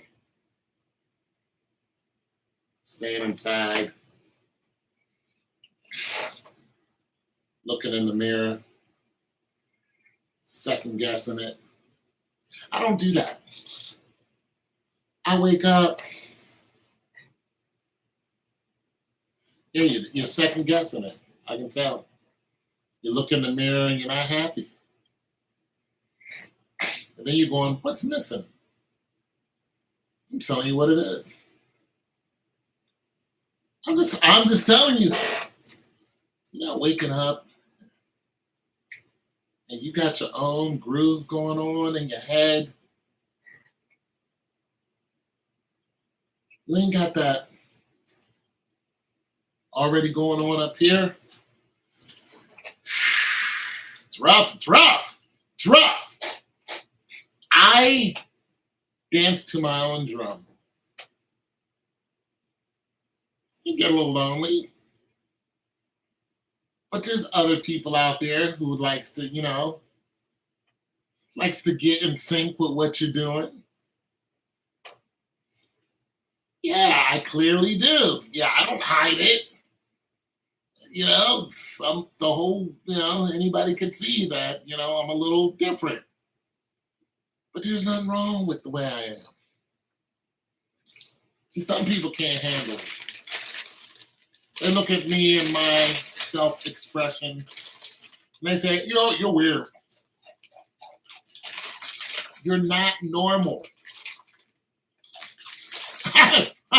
I don't think I want to be associated with you simply because you're weird. I'm like that. In another lifetime, that would have hurt my feelings. But in this lifetime,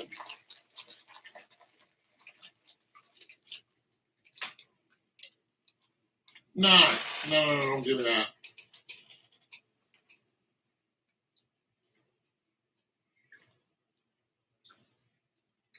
No.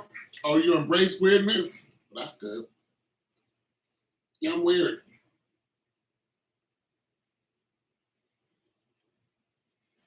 I got my own swag. I just don't run around with all these tattoos on my face, looking crazy. I stay to myself.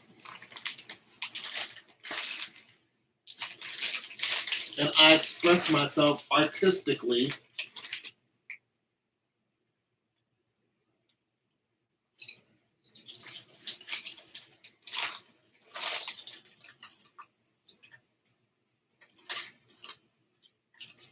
Damn, I don't want to be hunted down.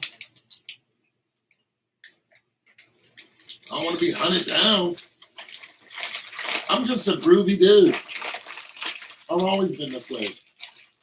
Some people can't help it because they think you think you're something that you're not. I am a groovy dude. I revel in the groove. I seek it out. And I embrace it. And I let the groove encompass me. And then I share what I have discovered. And what I have discovered is the groove is always there. When you get up in the morning, when you go to bed at night, when you do what you got to do, when there's nobody else but you, the groove is always on. Ha! So you don't dance with your thumbs up. You gotta do that. Just one of these days, just stand in line at the grocery store and just do one of these numbers. I've got to tell you to do it. It'll be like this. People will look at you and go,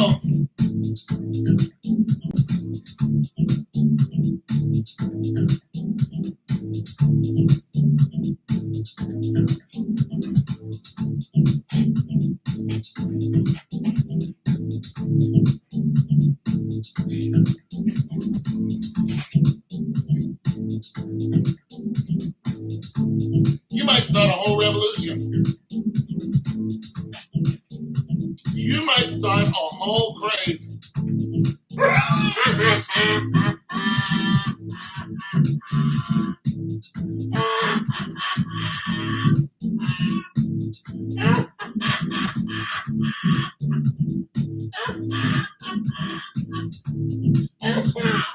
Oh, come on, Dad!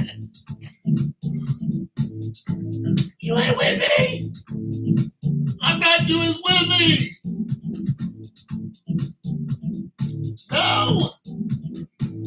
me enlighten you real quick, because that might look a little uncool to you. Well, let me put you on to history. There was a man, there is a man, but there was a man by the name of John Travolta. This man wasn't the greatest dancer. However, when he auditioned for his role in Saturday Night Fever, they said, "You're not the greatest dancer, but you have it." You know what one of his main dances was? Look it up. Look it up. Look it up right now. He's dancing with his thumbs up, and he goes, uh, uh, uh. This has significance. You may not know it, but I know it. Because I live inside the groove. And when he did like this,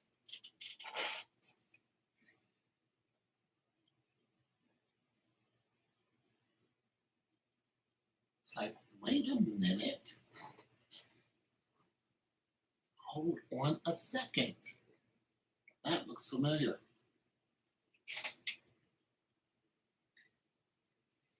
That looks familiar. Who else did that? Who else did that with the thumbs up? And they did it better.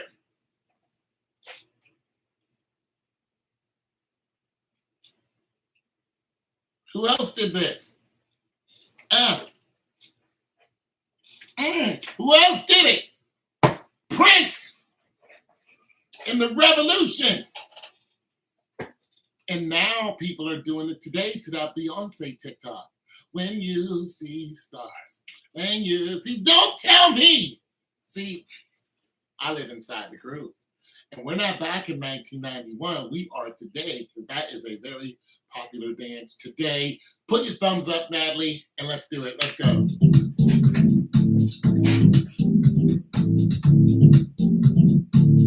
Go, Natalie.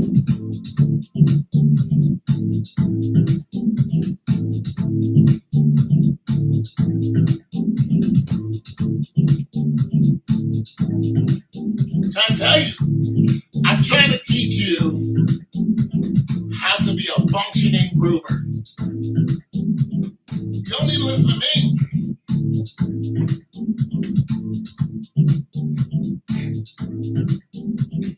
I'm trying to teach you how to be a responsible groover.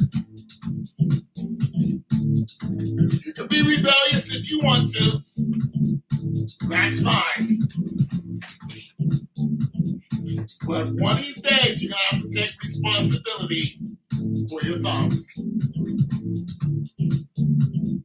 It's a thing. You got to be responsible for your thumbs. Ow. Ow. Hey. Ow. You got to be responsible. I'm trying to tell you.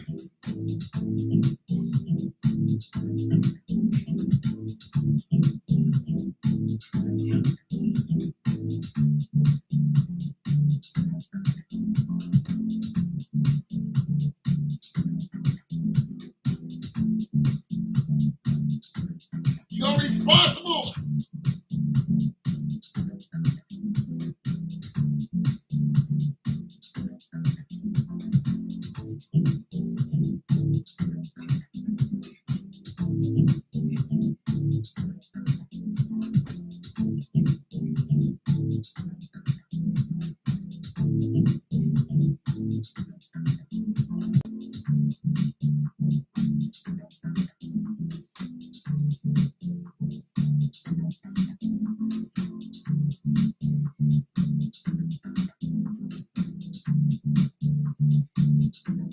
Be responsible.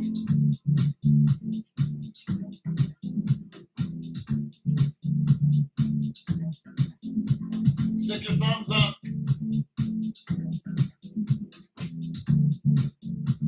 Stick them up, Natalie.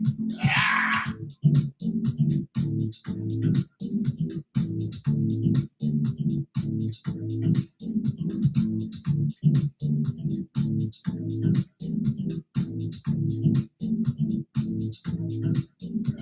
I'm trying to teach you how to be a responsible groover.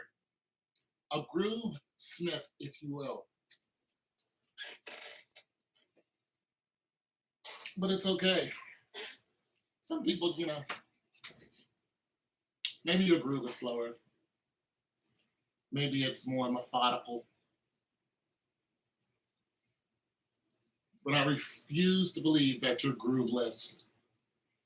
I believe there's some in there somewhere.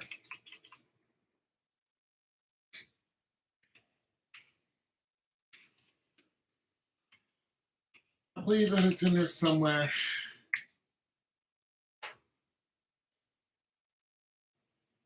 Down in the annals of Natalie. In between slapping hoes and quoting scriptures. There's the groove of Natalie. After you done slapped a couple light-skinned people around, you're like, you know what? I need to groove a little bit. I felt good. I'm gonna go and slap somebody in the face, and then I think I'm gonna get some Starbucks and get my groove on. Knock somebody's teeth in, and then I think everything would be right as rain as soon as I knock somebody out. Go pick a random person standing in the grocery line. You know what, lady? I have no idea what it is about you. Oh, whoosh. Have a good day. Have a good day, ma'am. Nice to meet you.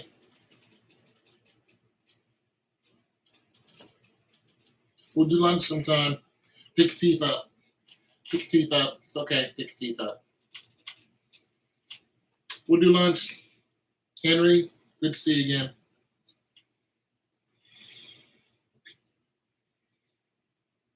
Pick your teeth up, lady. Jessica, nice to see you again. Lunch tomorrow? Gotcha. Same time, same place. Help that lady up off the ground.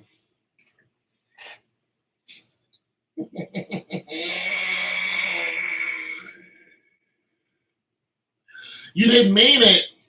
Nah, you meant every damn bit of it. You was waiting. You couldn't wait to slap the crap out of that stupid. You couldn't wait to slap her. You walked away in slow motion. Don't do it again. Walked away like.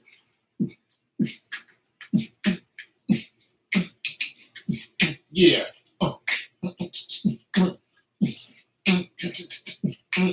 Yeah, you had your own little beat.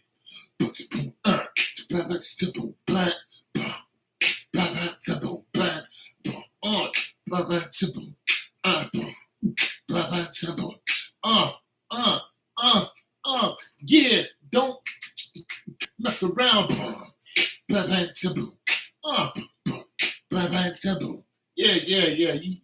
You walked away like that. Don't mess around. Yeah. Mm-hmm. Everybody saw you. They were just like, ooh, man. I bet I don't mess around with her. She just not the kryptonite. She not the kryptonite. Yeah, you was like.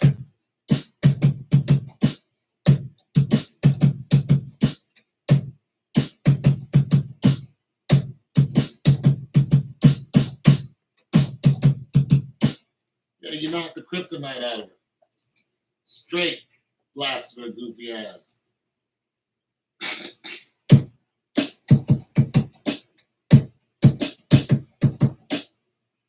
It's okay. Sometimes people need knocked out. You do it again. Went and got yourself some lunch after that. You're just chilling. It's all right. Don't be sad about it. You gotta knock somebody out. Mm.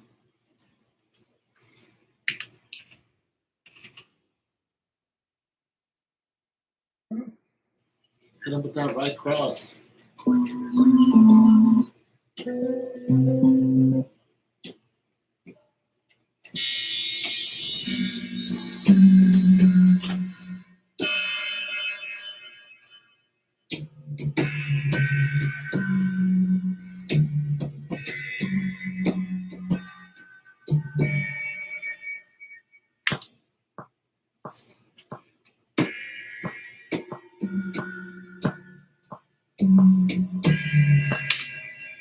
Hit him with that right cross.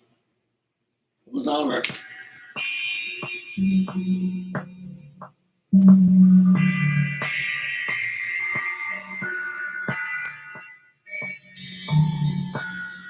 hit him with that right cross.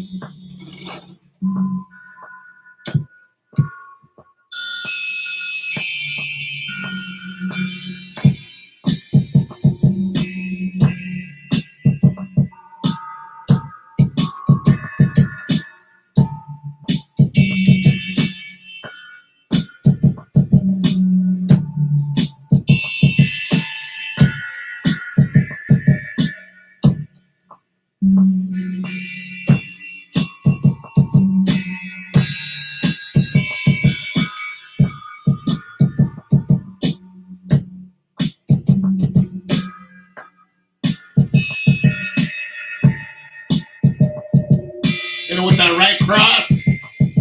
Had that left in reserve.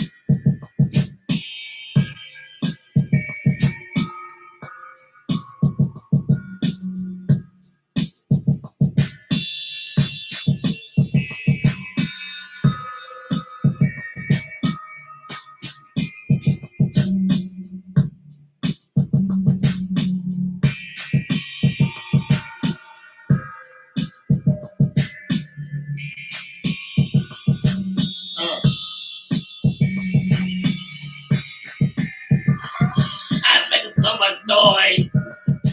But change my bell.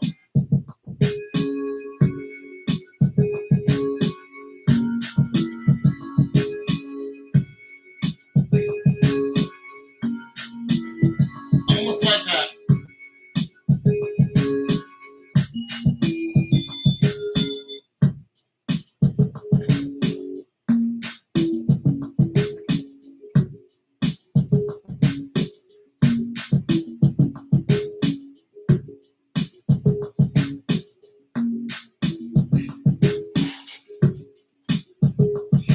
You think you walked off with 50? I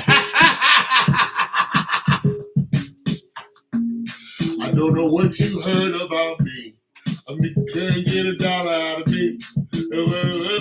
That country. And I'm like, look at VIP.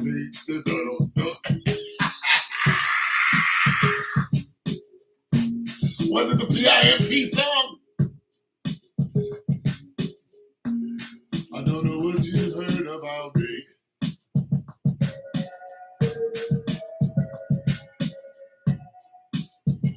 I'm gonna change this. I like the beat though.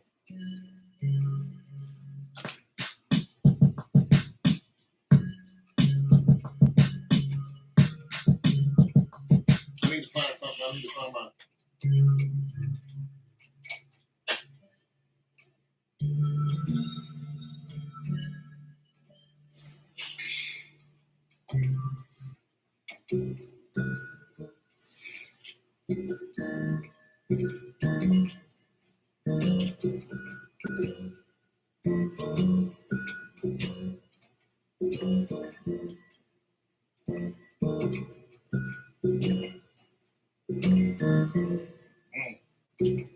Man.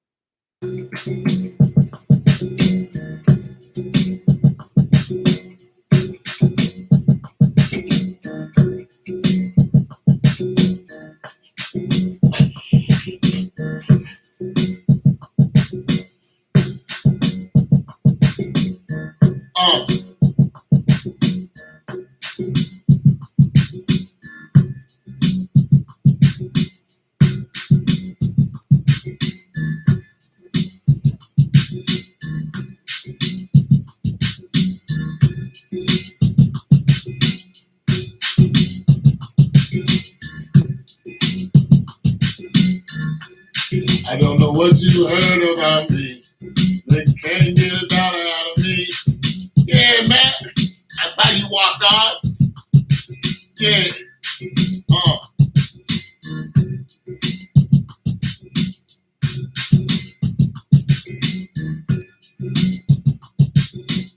That's nasty, ain't it? That's nasty, ain't it?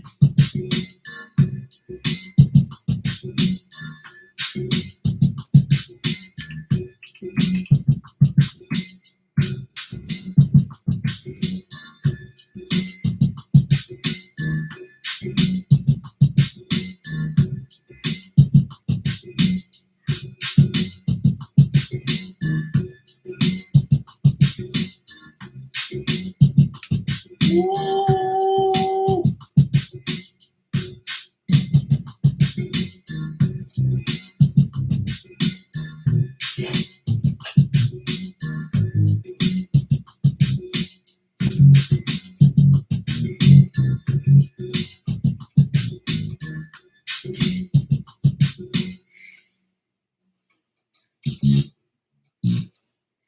Good solid.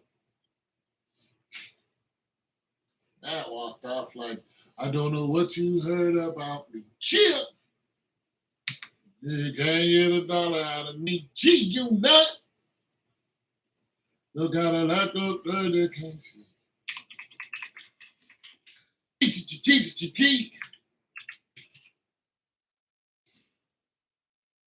Chill. You vicious, man. It was one time I felt bad. It felt good, but I felt bad.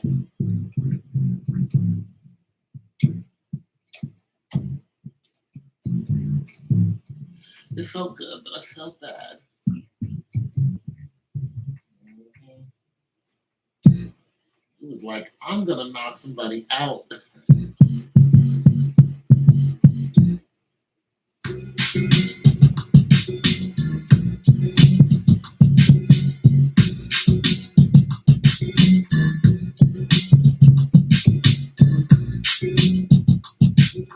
Yeah, hands of stone.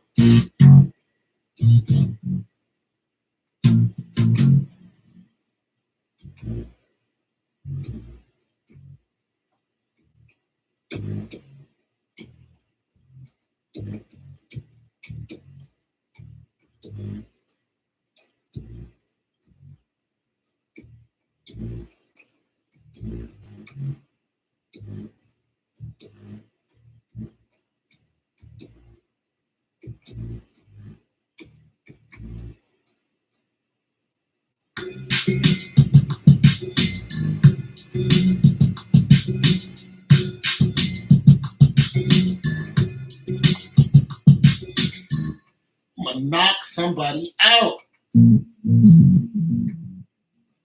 I wish you would.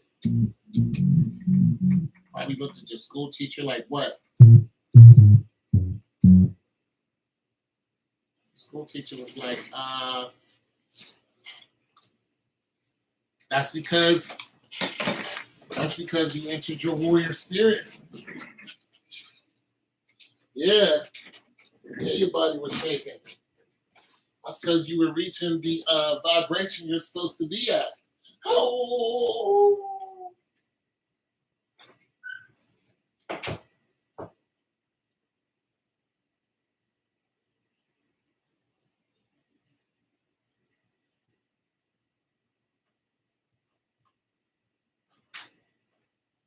During the Kensho era.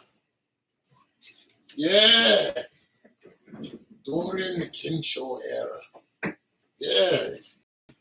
You were coming into your own.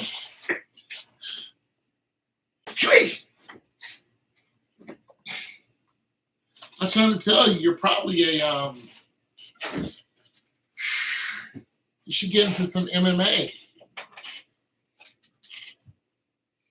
It'll teach you how to channel your chi.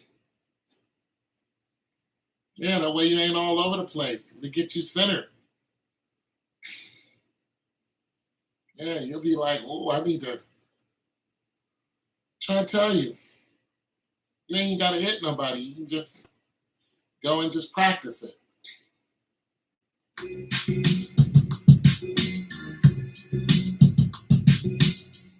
You can just practice it.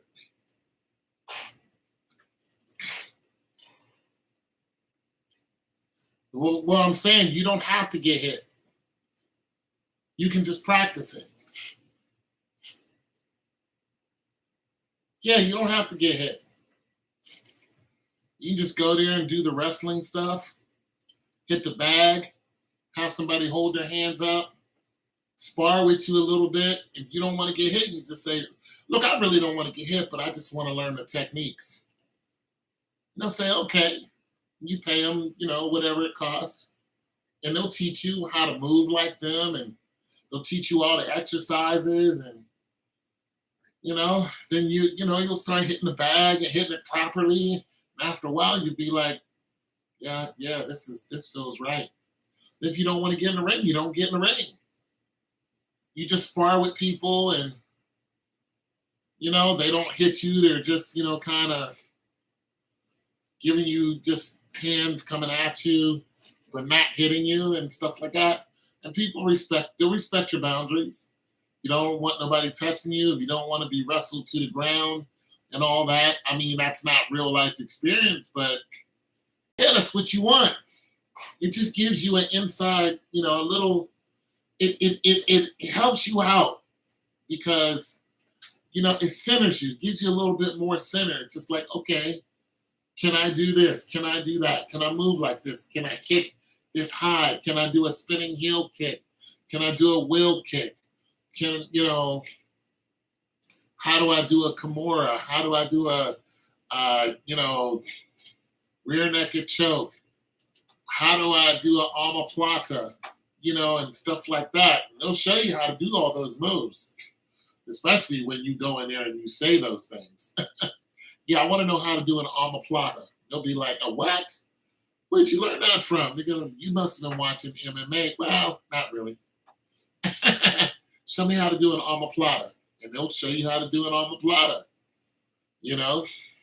Show me how to do a Kimura and a rear naked choke. Rear naked choke is probably the most famous move.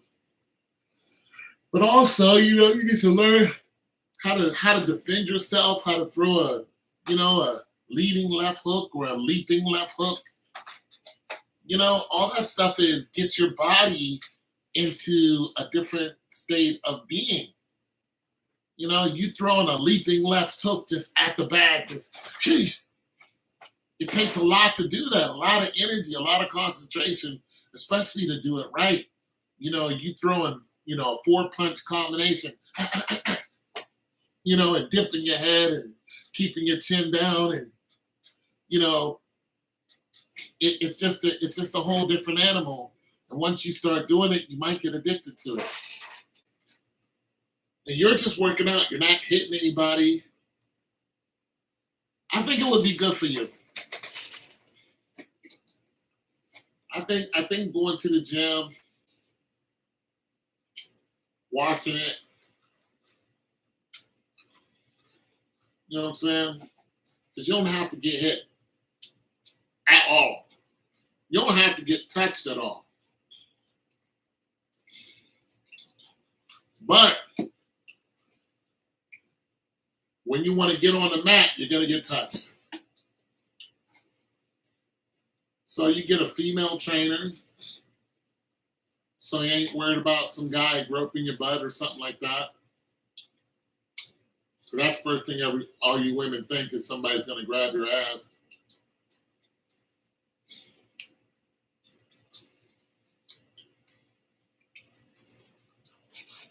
You're trying to work on your fitness. That doesn't make any sense. How do you feed yourself? You don't have, if you're not working, who's paying your bills?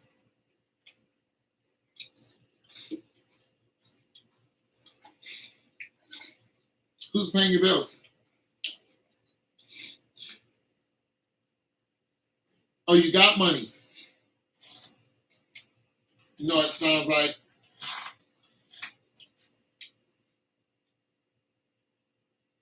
oh, you got money. Your parents had money. Or you got a sugar daddy. No, you don't. So you live with a bunch of people. Something's going on. You're too strange. You're so strange. You're so mysterious.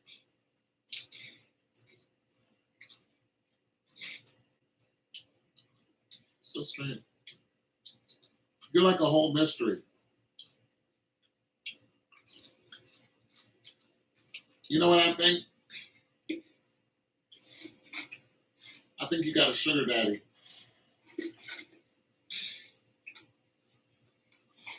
Then you got a sugar daddy. Some old man who doesn't care what you do.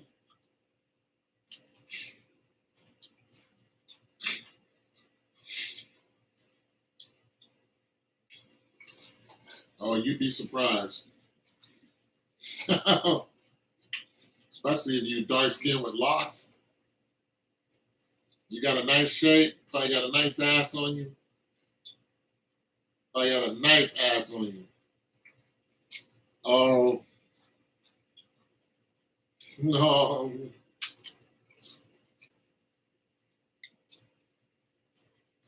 I don't believe that. I think you got a nice ass.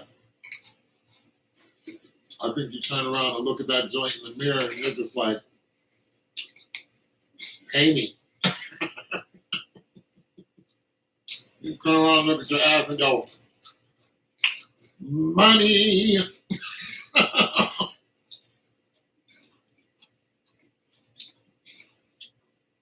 Yeah, okay.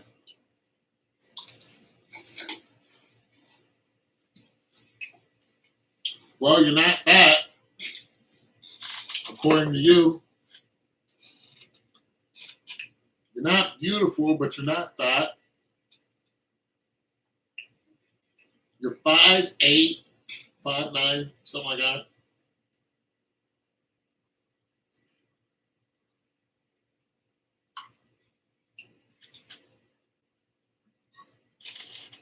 So you're a fat girl.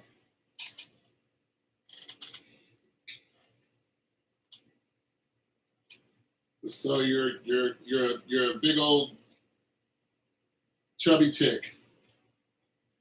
What's wrong with it? Weigh about 300 pounds. You got a big old. You got big old gut. You got big gut. You got big. You got. Is your gut and your titties coming together, coming together in one? Does it? Do your titties hang over your gut and the titties come down like this and then your gut goes like this and then there's I mean, you're a fat girl. I mean, what do you kind of fat are we looking at? You know, got big old 44 Ds, and then they you got big ass 44 Ds, and then they come together with the belly, and you don't know where one starts and the other one ends. You a fat girl like I mean, if you are, you are. You know, been eating too many triple whoppers, trying to figure out where it all came from. I have no idea how I got this big. I eat so many triple whoppers and fries, and I just love Burger King, but I ain't got no idea how I got this big. It just happened. It's okay. Or you might be one of them thick girls. You might be one of them you got them big old legs. Just big old kick down your door. That sounds about right. You ain't exactly skinny, but you ain't fat. You just thick. Since you've been out of work, I've been working out 7 days.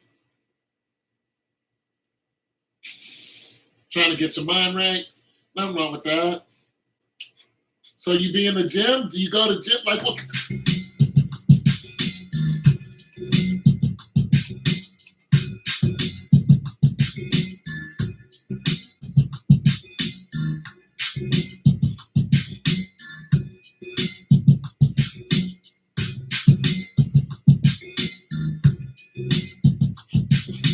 One, and here comes the two, and the three, and the four, and the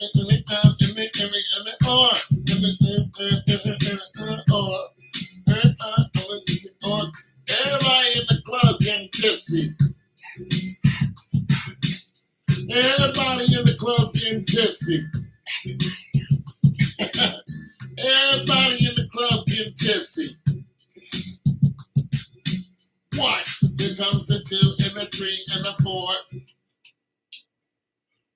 When you're on tour, to answer the question of this stream, go ahead and answer the question.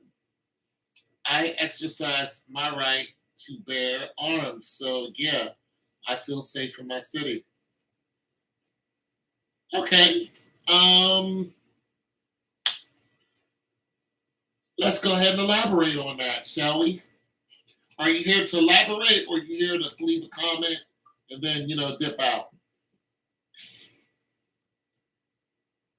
I need to know that before I go into a diatribe.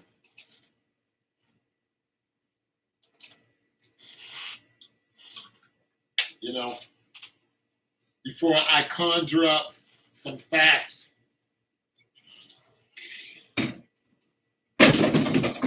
Oh, not preaching. No, not preaching. But having a conversation with you. That's what we're doing, right? Just having a conversation.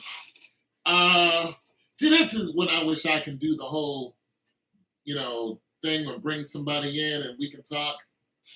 I don't know how to do that yet. Okay. Well, what city do you live in?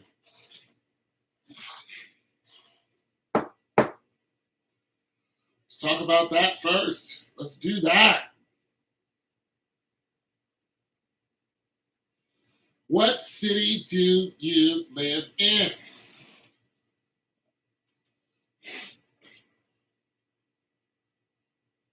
It's called StreamYard Farm. Okay, what state do you live in?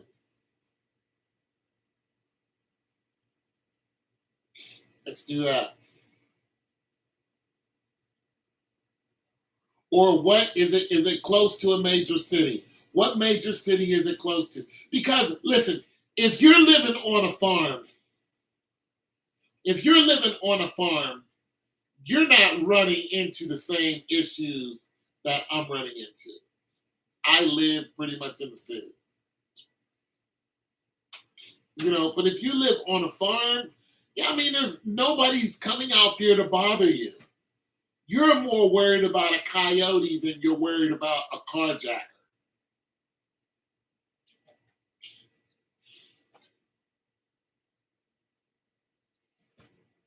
You're in Miami. So you're in Florida.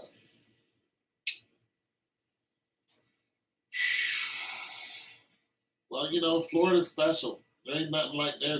There's no other state like Florida. Y'all got some extra special people in Florida. But once again, if you're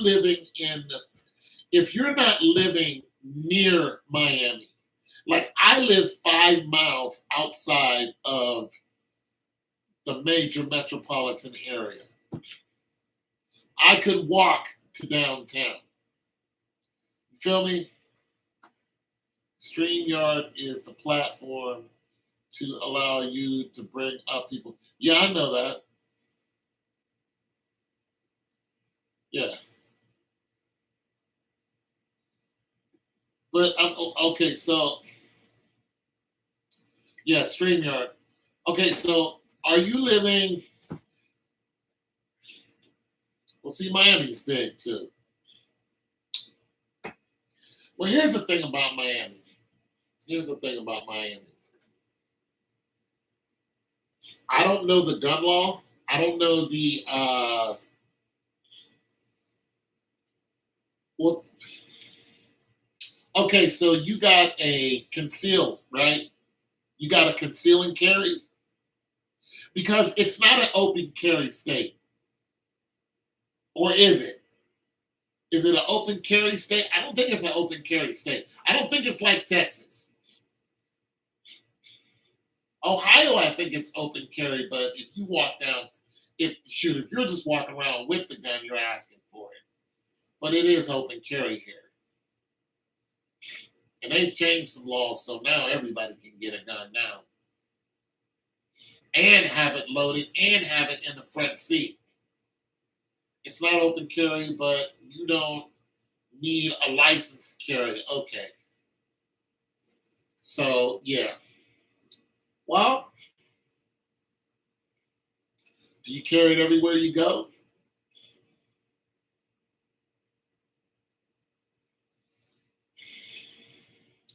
Or let me ask you this. Is it high crime in the place that you live? I mean, I'm assuming there's some crime. Yes, sir. Even church. Yeah, see, you live in a high crime area. Yeah, you live in a high crime area. You probably got yourself a nice little nickel nine. You know what I'm saying? You might got, yeah, probably, you probably got the standard issue 9 millimeter. Or if you want a little power, a little bit more power, you got a 45. Or if you really want to, I don't know if you want to end up pleading your case on why you took somebody off the planet, then you got yourself a Glock 40. Yeah, you've been shot a couple times. Yeah, you traumatized. Yeah, yeah, yeah, yeah, yeah. You live in a high crime. But I don't think you feel safe though. I don't think you feel safe. Just because you have a weapon doesn't mean you feel safe. I don't think you feel safe. I think you feel safer. No, I think you feel. I'm just saying. I think you feel safer with it than without. But if you felt safe, then you would feel like this. I'm never gonna get shot again, and you'd be convinced of it. It's how I know you don't feel safe because you don't walk outside and go, "I'm never gonna get shot." You walk outside and go, "I'm gonna get the first draw." That isn't feeling safe. I'm telling you, I'm wrong. That's how you feel about it. I'm gonna get the first draw. I'm gonna shoot first.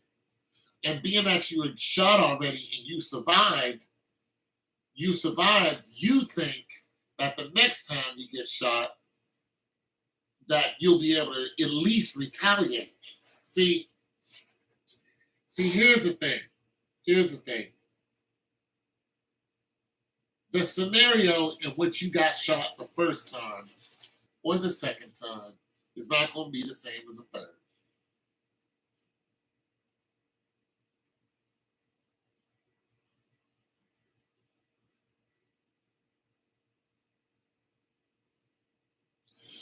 Yeah, but you understand what I'm saying. But I don't think safety is what you're describing because somebody who lives in a rural okay, people who live people who lived in the suburbs before black people start moving there, they moved to the suburbs to get away from black people. That's what they did. They moved there because they thought they was what? Safe. They didn't move there and arm themselves. They just moved there. They said, we're just going to get away from black people. And they thought they were safe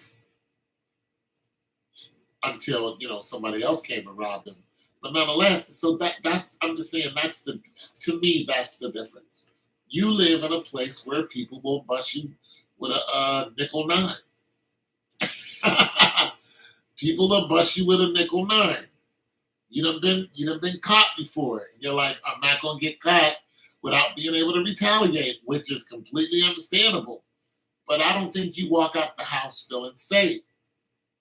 I think you walk out the house feeling like if it goes down, I'm gonna at least get mine off. That's just the way I'm looking at it. I mean, if you really want to be safe, move to the suburbs. Move to the suburbs. You'll feel safe. Because won't nothing be happening there. You might have to pay $300,000 for a house, but move up there. It'll be quiet, or even better, move out into the woods. Move to a wooded area where you can hear everything except cars and people. You'll be safe out there as long as a bear or a hungry coyote don't run up on your ass. But you don't live in bear country. Miami, Florida is not infested with bears. But you guys got a wooded area around here somewhere. I'm just saying it's just a big difference. You feel safer because, you can fire somebody's ass up in a heartbeat. But I bet when you come out the house, you do this. I bet when you come out the house and you get in your car, when you're at your car door, you're doing like this.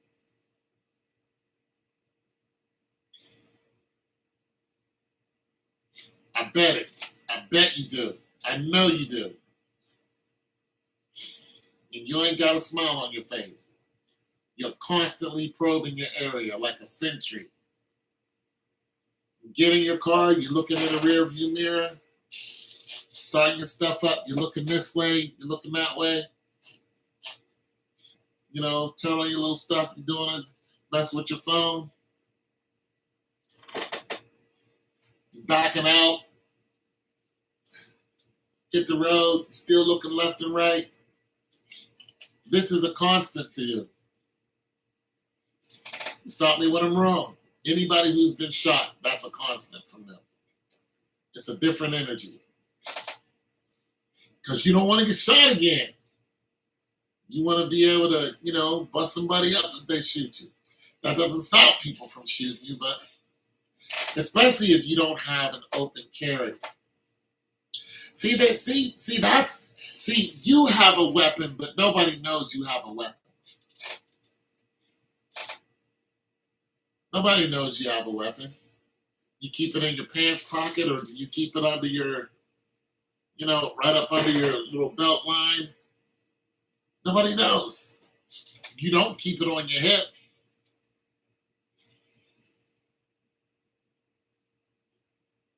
In a pouch.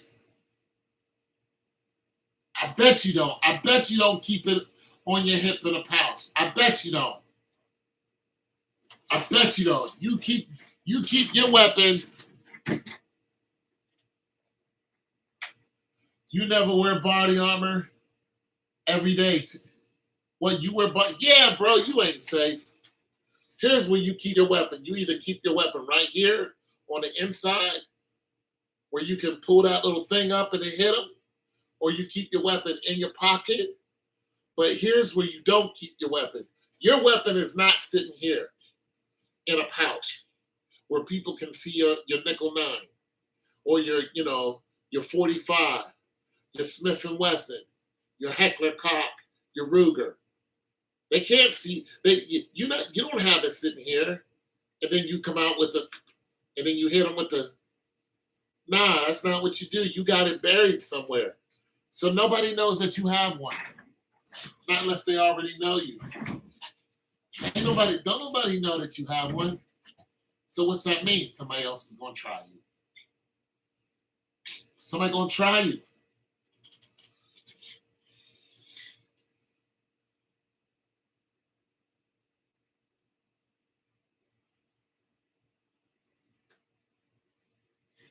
You got a Glock on hip, okay. So what you got, a Glock 40? You got a Glock on your hip, a Draco in the whip. But you better not shoot nobody with that Draco. You better not shoot nobody with that Draco. Hey, you better not do that. You're gonna do 25. You better not shoot nobody with that Draco. Banana clip, you got an extra clip. You got the clip strapped together. You got it to where you can flip over and then clip it. You better not do it. You better not do it. You don't do it, you get buried.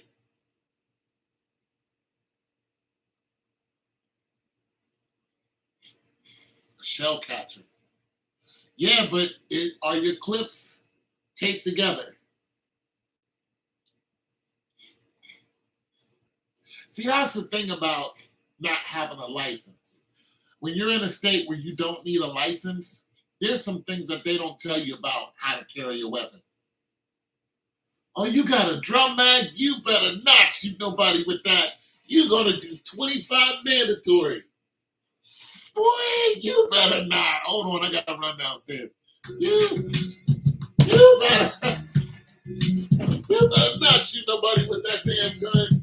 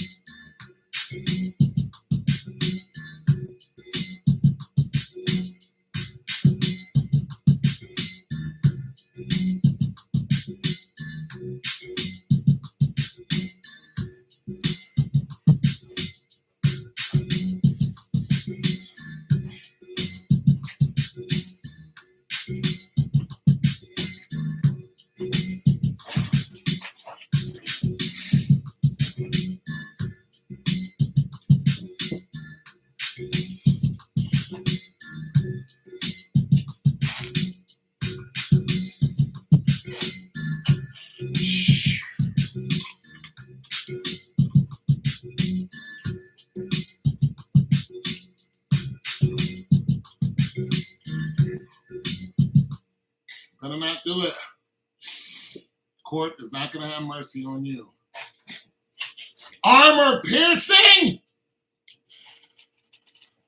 I think you. No, I don't either, because you've been shot before. Armor piercing round. Damn, brother, that is a war zone assault weapon. And please tell me you don't have a switch on it. Please tell me it's a semi-automatic. Bro, don't do it. Do not tell me it's an automatic. Do not tell me you done mess with that switch and turned it in.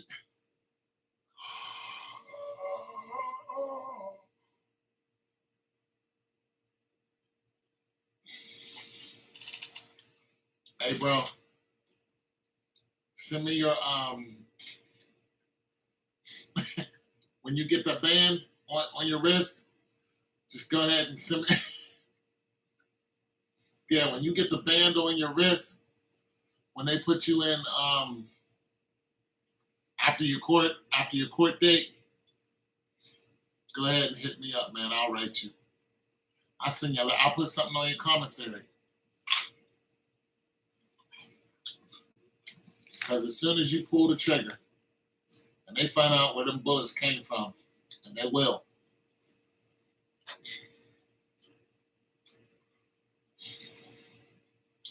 You hit somebody in the midsection with that weapon, you're gonna have some explaining to do. Because once the police show up, they get you behind bars, they're gonna explain to you something that isn't widely known.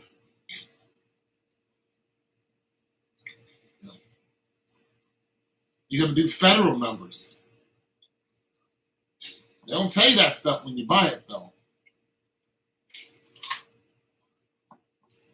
You will do federal numbers.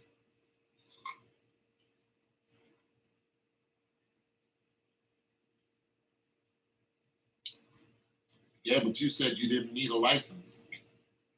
This is what I'm thinking. I'm thinking it's an illegal weapon.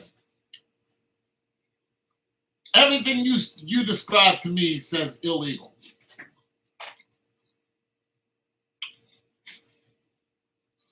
Armor piercing rounds. I know hollow points are illegal. Can't have no hollow points.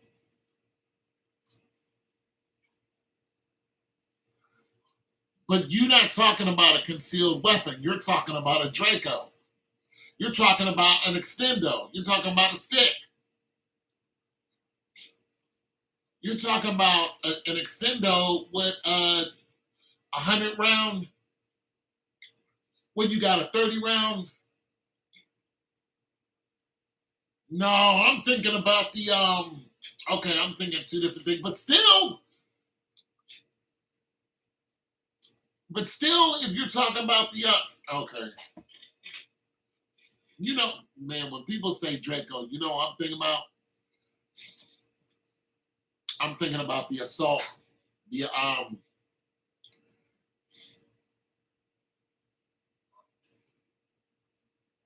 hold on, you got me messed up. Hold on, bro.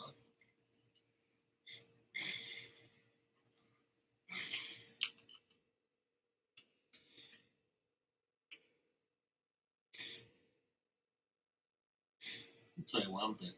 Yeah, this is what I'm thinking about right here. The Draco, built in Romania. The Draco pistol. Yeah. Oh, we're talking about the same thing. Chamber 7 point. Yeah, okay. We're talking about the same thing. We're talking about the same thing, but still, bro, you can't tell me this is legal. You cannot tell me that this is legal with a what round magazine? You have a drum, so how many rounds is in your drum? You cannot tell me that's legal.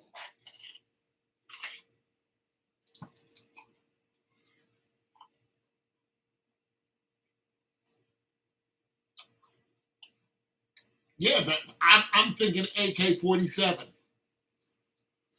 That's what I'm thinking. Yeah, it's a baby AK-47. You know what? But here's my problem. No mag restriction in Florida. See, I don't live in Florida, but I know if you rock around with a Draco up here. Oh, let me look something up real quick. I don't think they're legal. But you know what I was thinking? I was thinking AK-47 all the way.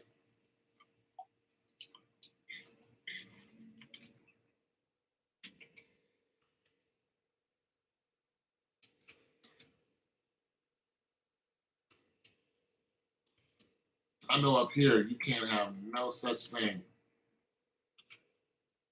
These boys up here will do.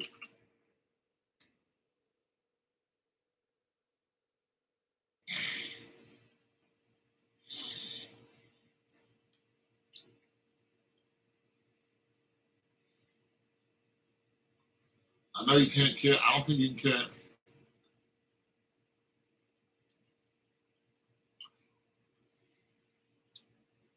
Okay. See, there's no law restriction as of January. Okay, so what they did was they just changed a bunch of stuff because as of January 3rd, 2023, there is no restriction on assault weapons. That's here in the state that I'm in. See, they changed all this because I was going to go out and get an AR-15. But what I did was I called the police and I said, can I own an AR-15? And her direct response was, you cannot own an assault rifle. So that was it for me. Now, this was, some 7, 8 years ago, but they're just now changing the law on that. So now you got people running around with,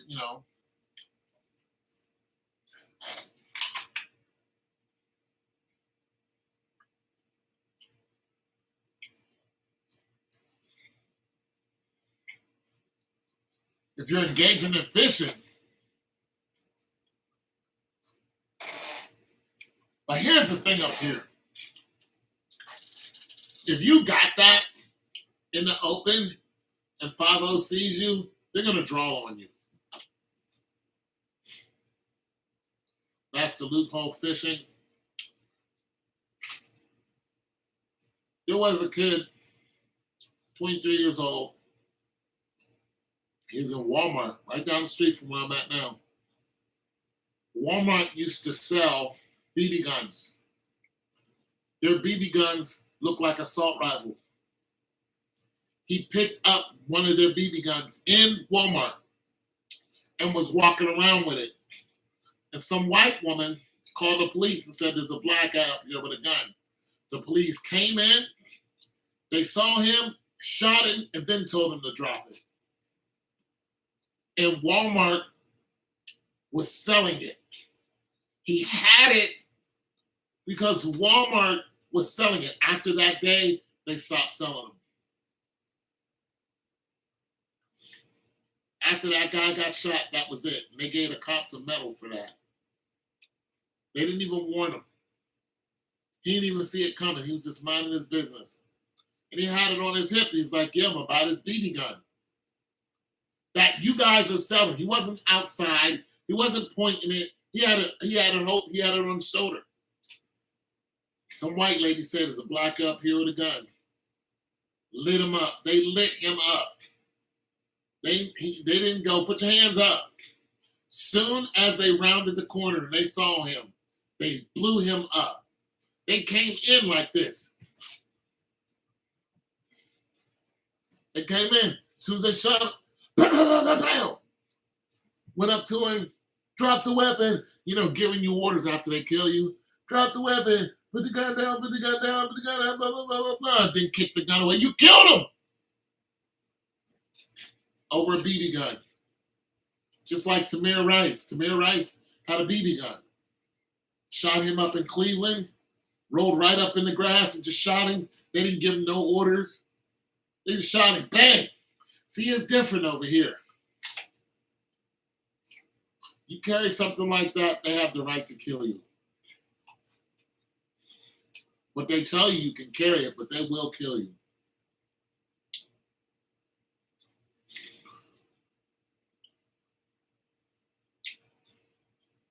Yeah, we don't have that. We have the Ku Klux Klan.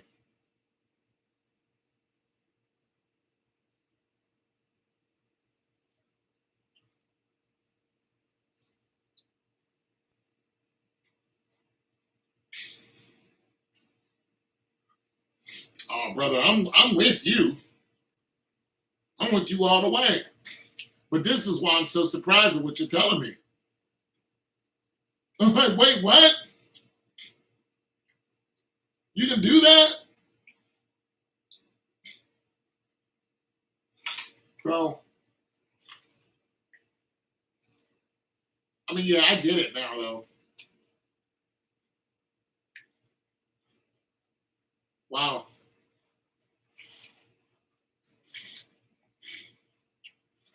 I can't see me running around with a Draco.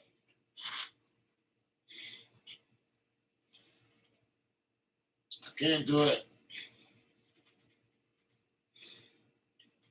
I do not have enemies like that.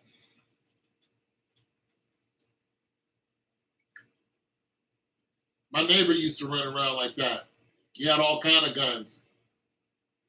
He used to come outside, anything would piss him off. Come out, real young dude. Like, bro, you got to slow that down. Had another neighbor. He moved in, went out to the club one night, came back, his whole car was shot up. I came outside and I saw him that next day. I told him, I said, you need to move your car. His whole car was shot up. He was like, oh man, ain't nothing really happened. I said, you need to move that car. I said, whatever happens, your business, but that car has to go. They moved out. I never saw him again.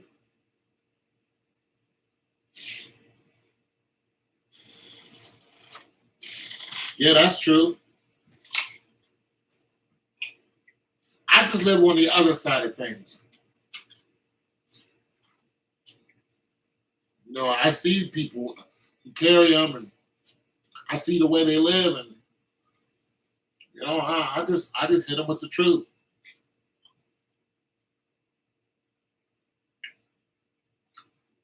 You know, you project the energy you get back. You pack in an arsenal, somebody's gonna meet you where you live. It is what it is. Somebody is gonna pack an arsenal just like you. They're gonna test you. I've had guns drawn on me.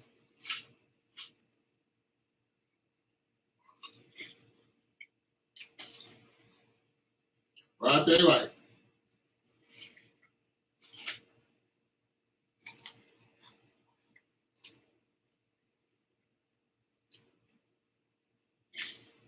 But if I ever have to go that route,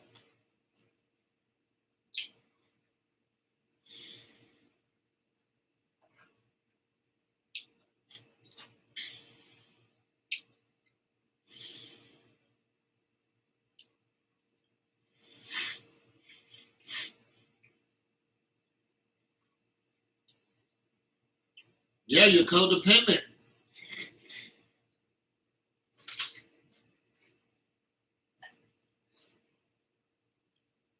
I mean, if you go to England,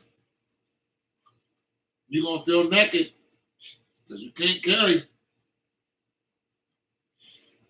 Can't carry. They got the stab game going on over there.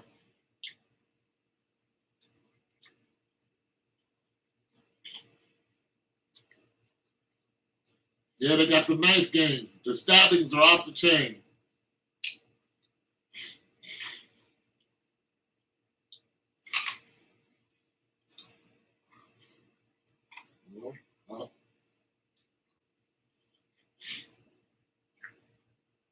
Yeah, bro, you carrying heavy. I don't want to live that life.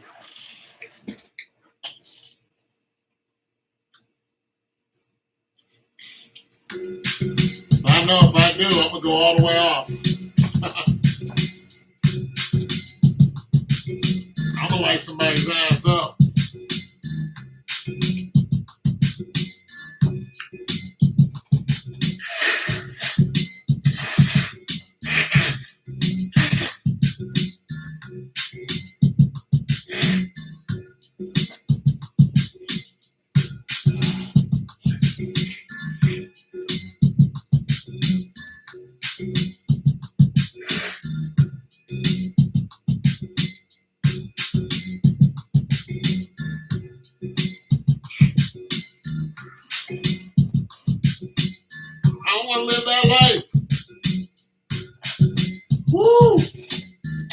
Hey.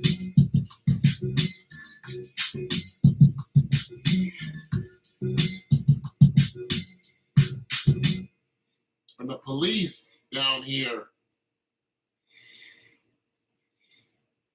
the police got the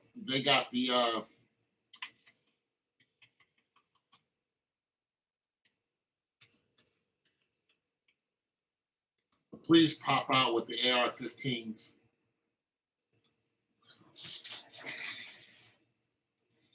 It's standard issue now. See them running down the street with them. They stopping civilians.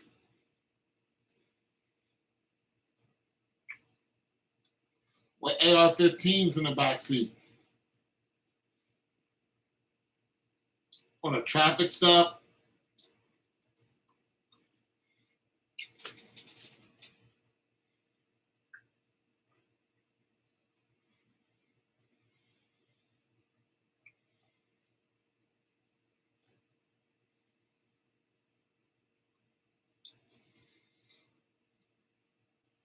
Yo, depends on what country you go to. You need something more than that. You go to the Middle East,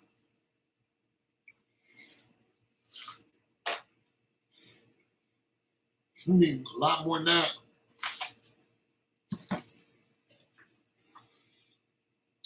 Middle East ain't playing with nobody.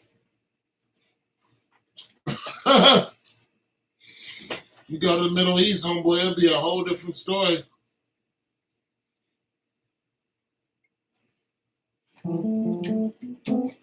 I mean, your codependence is you're a product of your environment. So I listen. I still, in my opinion, I don't think you feel safe. Not riding around with a pistol like that. You didn't get that pistol just for people to know you have one, because nobody knows you have it. You got it because you're gonna need it.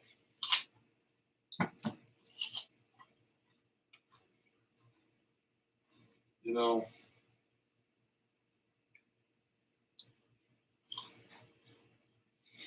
I don't know, bro.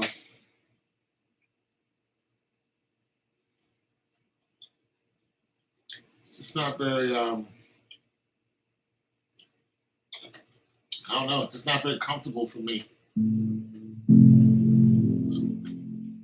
know what I mean?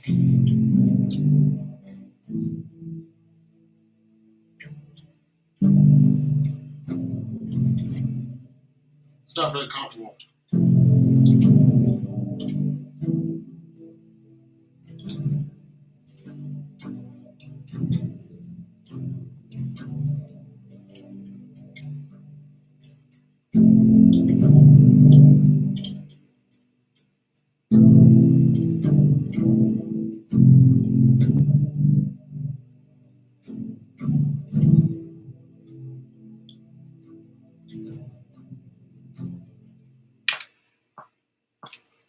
Not very comfortable for me, bro. It just. Mm.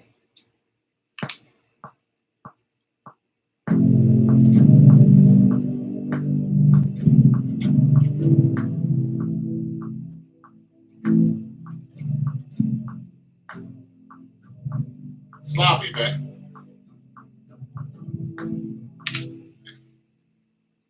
Yeah, that don't sound comfortable for me. 2 pillows, and you won't feel the AK.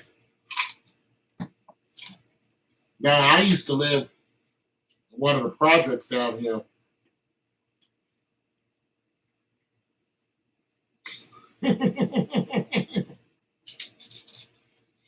Sleep like a baby with the AK. I used to live in one of the projects down here about 25 years ago. These boys used to go around, when drugs was out here real bad. They used to run up in your house, put a pillow over your face, and blow your damn head off. And it got so bad that the police had to have a task force came out and started hunting them down because they got into it with the cops real good. Yeah, real good. The cops said, we ain't having this. That's when they bolstered their forces, changed their vehicles, everything. Put them interceptor engines in their cars. Took out that regular V8, put in those turbo interceptors so they can keep up with these criminals. That's back when that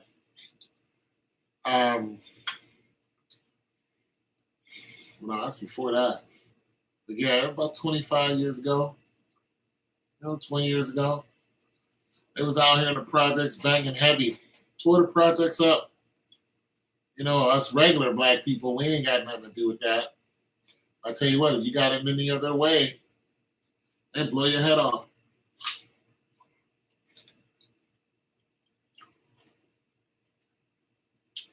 A lot of them guys died off, killed each other off. The rest of them went to jail. Police knew who all of them were. They put them all in federal prison. One guy had 22 bodies. Name was Dawson. A serial killer. He tried to make a plea with the cops. He said, I'll tell you what some of the bodies are if you let me out.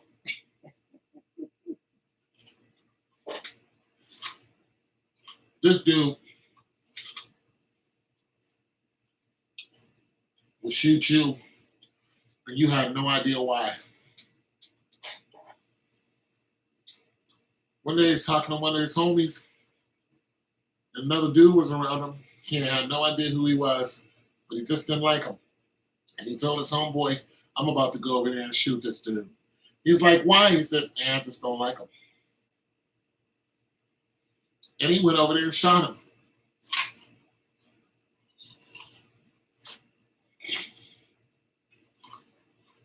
He would shoot you and your girlfriend.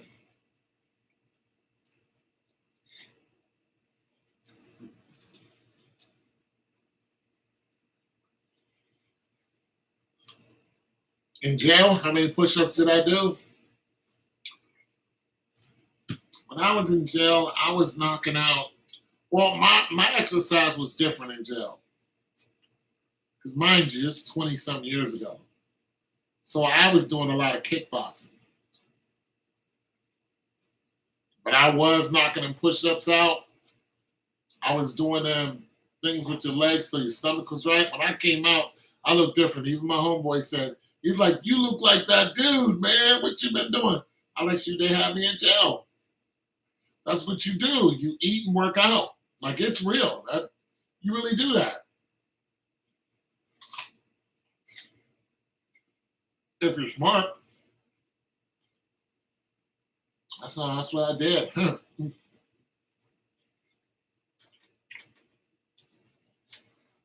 Yeah, I got into it with a young cat in there. Caught me on the ear. Slipped on the mat, backing up, dodging a punch. Slipped on one of the mats. Fell. He hit me in the ear, but he was standing right over me. So I just reached out and grabbed both his legs and put him up under me and got on top of him. But I thought he had 5 other dudes because I was new in that pod. So instead of hitting him with the ground and pound, I just basically told him the fight was over with. I saw one of the dudes about a year later at a club. He said, you was the one that got in the fight. I was like, yeah. I said, the only reason why I ain't hurt him, because I thought y'all 5 was with him. He said, we ain't even know him. Okay, there we're there. So, yeah.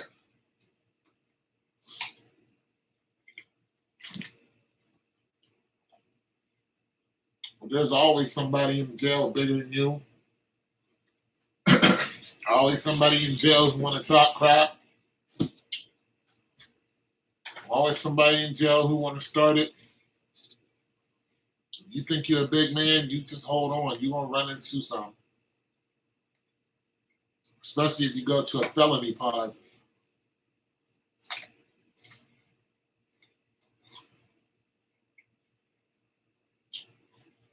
I was in a pod with a dude who just killed another man.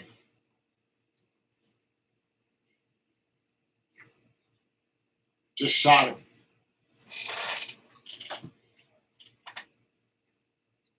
Yeah, he was talking about why he's a street nigga. He like, my mom is a street person. I'm a street person. We got in an argument. Guess who won the argument? He did. I stopped talking. Because I'm in here with somebody who's facing murder. I wasn't facing murder. Now, he got out years later, but my whole thing was, why am I going to fight with you and you're facing murder charges? He's on the phone crying to his woman because he can't get out. I knew I was getting out soon. In that same pod was a Chinese dude who didn't say anything to anyone. He was straight from mainland China, but he understood English very well because he was a student. How he got in there was he wrote a letter to President Bush saying that he was going to kill him. But he did it as a joke. They was all drunk, and his friends dared him to do it. He sent the letter to him. Feds got a hold of the letter, tracked down where it came from, raided his crib, snatched him up, threw him in prison. He was in there 6 months already before I saw him. And I started talking to him. When I first got in there, he was banging his head up against the bars. The steel bars, he was banging his head against the steel bars.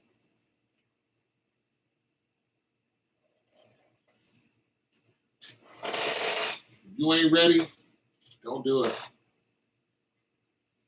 I was like, what's his problem? They was like, oh, he told the president he was going to kill him. Nah, I was never in prison. I was in jail. I don't have any numbers. No. But I would. Yeah. If I ever had to go to Fed and do Fed time, yeah, I'd join a gang.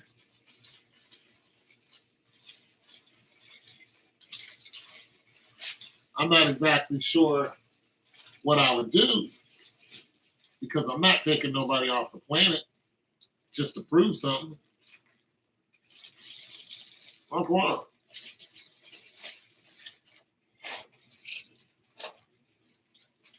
Well, I mean, if you think so. Yeah, I'm not doing that. But to protect myself, I would get with with a group of people and protect myself. Because if you by yourself, then them boys are going, they're gonna hurt you. They're gonna bully you, they're gonna take your stuff, they're gonna extort you, they're gonna try to have sex with you. They're gonna overpower you, they're gonna wait till you get tired, and they're gonna take your whole asshole from you.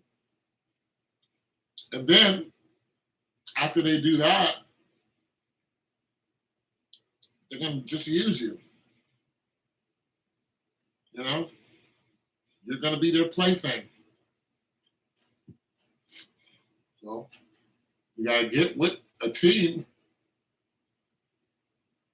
and protect yourself. So, if they fight, you got to fight. You know what I'm saying? Or else you're going to be in there, you're going to be somebody else's chick. You see it all the time on World Star Hip Hop. Some of these guys go in there with all these acronyms in front of the name. WCP and FGA and all this other nonsense. When you look at them now, they just show one dude 2 days ago, you know, that whole YFN and YSL thing going on, that feud they got. Well, now they're all in jail together. So one of the dudes from one of the other cliques, it caught up to him, had him tied with his legs tied together, his hands tied behind his back, and they stuffed his mouth with something. They were stabbing him. Talking about, yeah, you what now?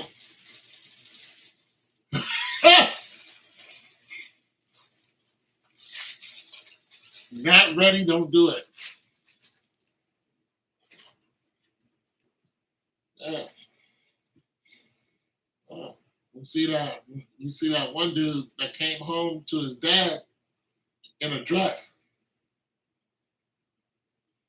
Skinny. The whole dress. His dad ain't seen him in years. When he saw him, he had a dress on. He's like, hey, Dad.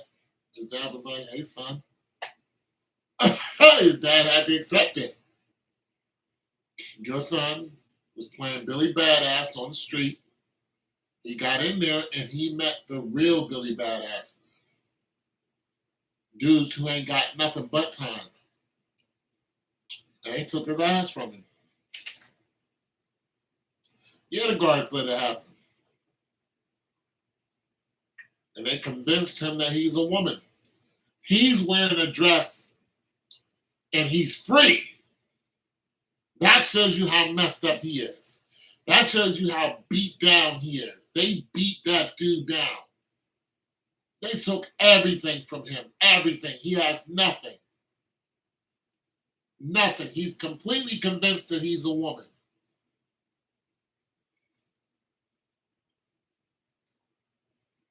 Yeah. They did him super dirty. Super, super, super dirty. And listen, even if you go in there and just get in the fights, they've shown scenes just from fights. There's blood everywhere. So if you're not that dude, chill. You're not ready for that. They got dudes in there doing fashion shows, and some of them are running around as girls. Wait, what? And the dudes walking up to them and saying stuff that they would say to a woman. And them responding like the woman. What? What is this?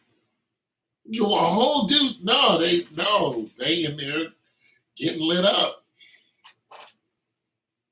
They in there getting lit up. This skinny little scrawny dudes who was out, here acting tough and bad and whatnot. They are in there getting everything took from them. Everything. Even when I was in jail, there was a cell right across from ours. And they put those people in that cell. They put us regulars in our little, 30-man tank. But that tank, that's where all of them went. And you can hear them, acting crazy and talking loud and whatnot. And you don't want nothing to do with that over there. And they act crazy all night, up yelling and screaming and, just loud as hell. But they separated them. We ain't have nothing to do with that. And none of the pods I was in, you never saw one of them. Because there would be a problem. There'd be a problem. They would get beat up. They would get beat up. They would say something to somebody, and they would get beat up real bad. You know what I mean? Because they run their mouth all the time. They think it's cute, but to people who don't live that lifestyle, it's not cute to us. It's irritating. You're gonna get your ass kicked. You know, now you're getting your ass kicked every day. Then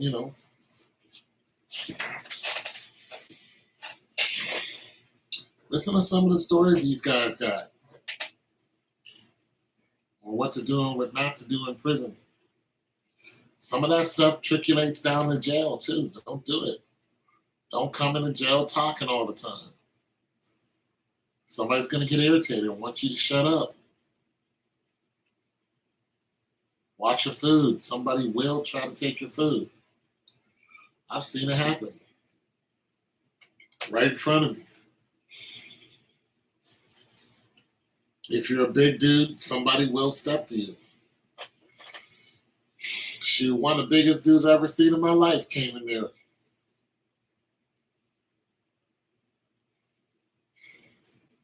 Yeah, he came in, big dude.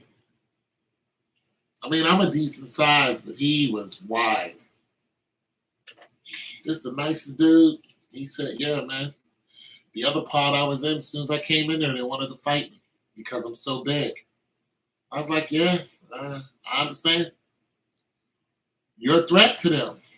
You know, they don't think they can win, so they're gonna jump you. That's how they do.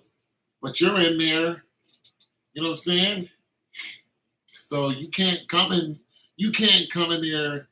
Like we had one guy came in the pod talking stuff, and I already knew that he was, looking to fight somebody. But I'm thinking, you just said something to the whole pod, homie.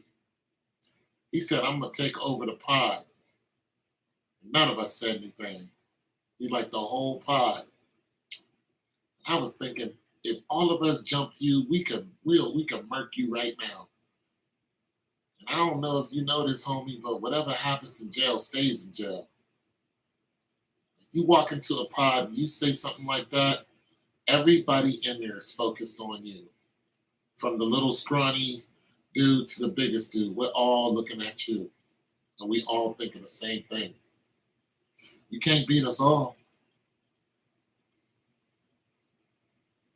But people really do that.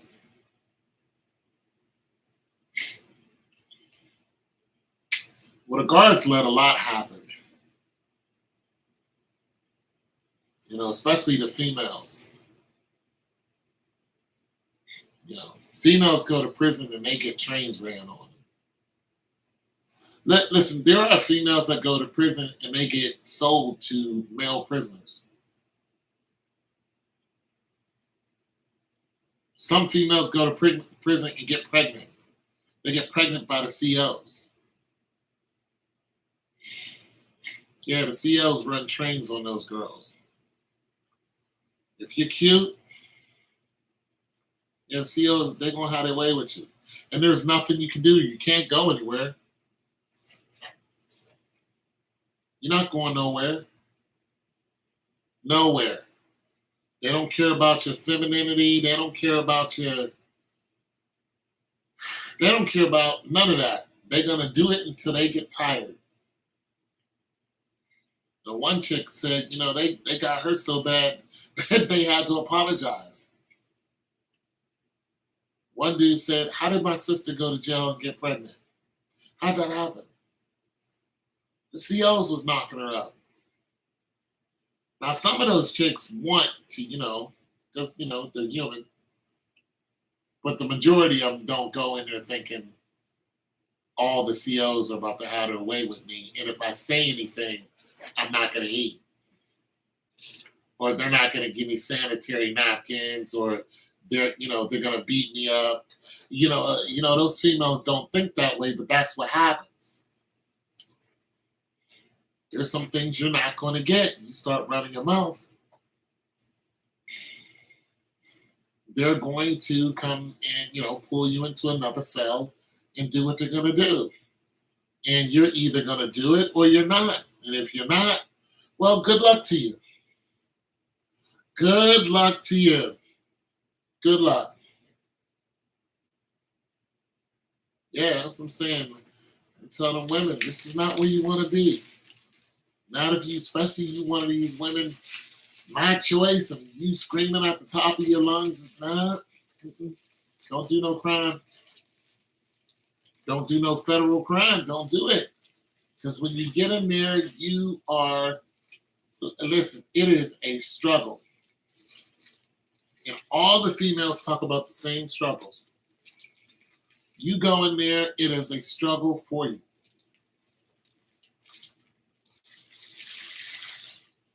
Good luck. Good luck. See how it works out for you. Let's see all that strong and all that. I'm strong as a man. I'm strong as a man. No, you're not. No, you're not. Let's see how all that mouth works. All that lip you got to, you fussing everybody else out. Hell no. I wouldn't even want to work there. Nah, it's not for me, homie. I've had opportunities to work there, but I already know the deal.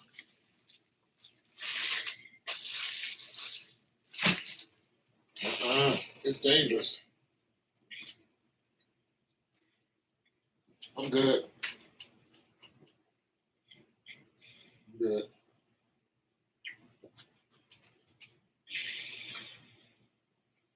I don't like violence.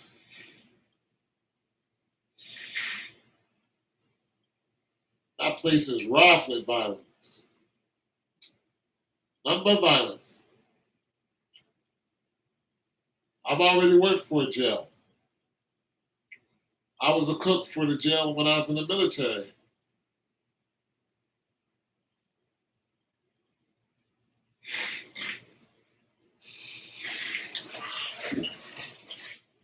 Uh, that's something I would let my wife do. And if she decided she wanted to do it, I would leave her.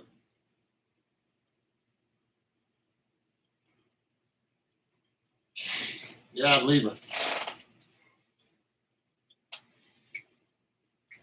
Ain't nothing gonna happen to me down there, blah, blah, blah.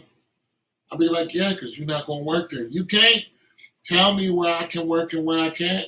I'll be like, okay. Well, here you go. Go ahead and sign these papers right there. And it's nice knowing you. You gonna leave me? Yeah, I'm gonna leave you. I'm leaving. I'm going. Goodbye. I'm not doing it. I'm not. I'm not doing it. I'm not. I'm not.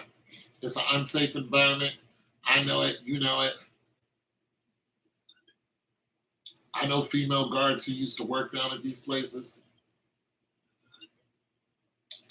They know it's not safe. They know of other female guards who got trains ran on them. It's not safe.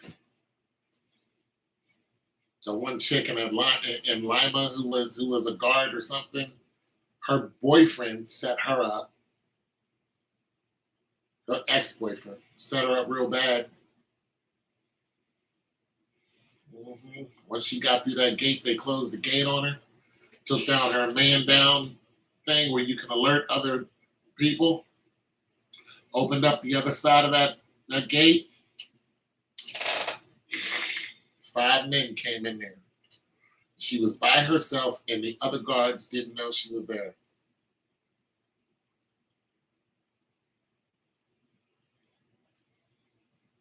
She didn't stand a chance.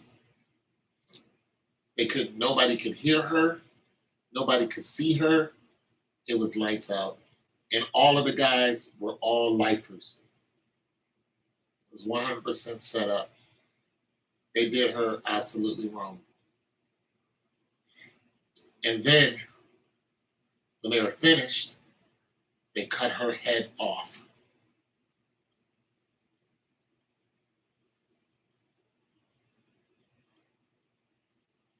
Off. This was a black woman. Happened in Lima, Ohio. Off.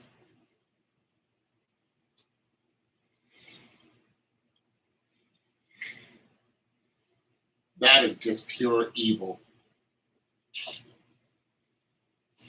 But turn out her boyfriend is the one who did it, and he was a guard. He set her up.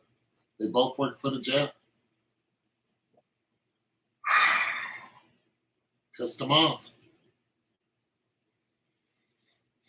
And all the men who were in on it, and what are you going to do? Resentencing them? You're not going to make their life any harder. They didn't care.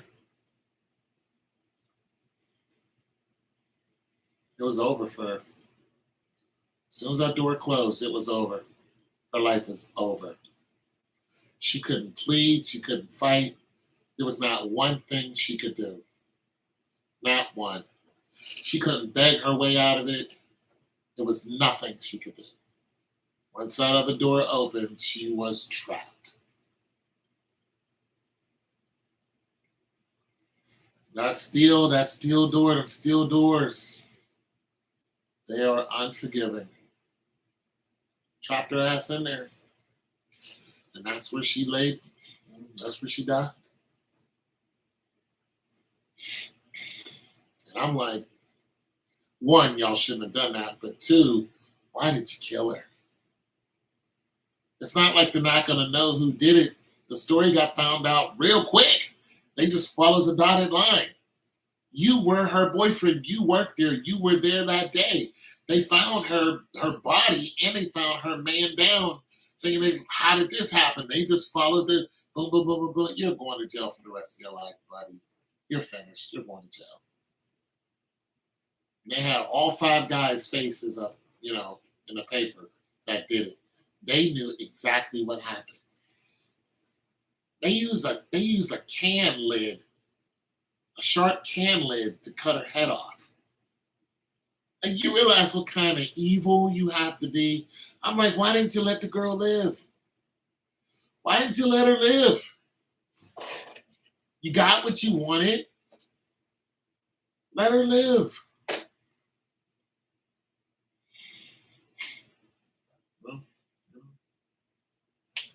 I've always hurt when I heard that story. And whenever I think about it, it's one of the most terrible things I've ever heard in my life.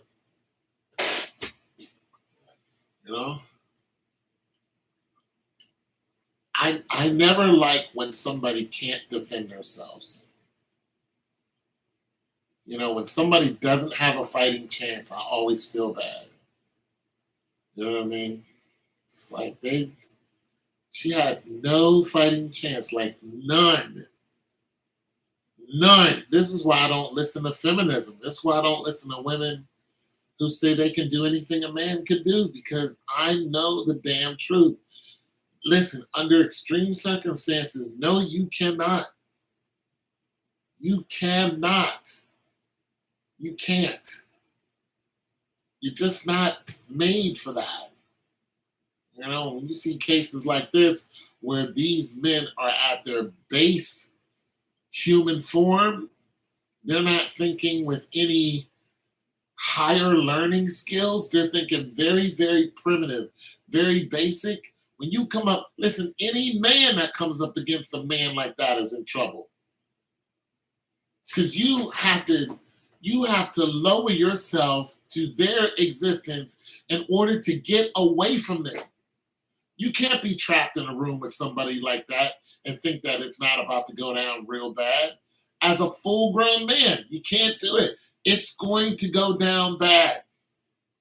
And it's either them or me. What chance do you think a woman has? She had none. Zilch, nada. These chicks getting going to jail. These little pretty girls going to jail for running their damn mouths and stealing and all the little goofy stuff these little girls are doing. They're getting their asses lit up.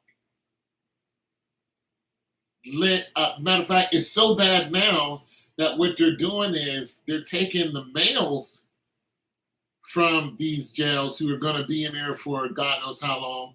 And these guys are saying, hey, I'm a woman now. So they're going, oh, okay. Especially in the state of California. They're going, oh, okay, we'll put you in a woman's jail. Well, they did that, took a guy, put him in a woman's jail, a pod full of women. He got 2 of them pregnant.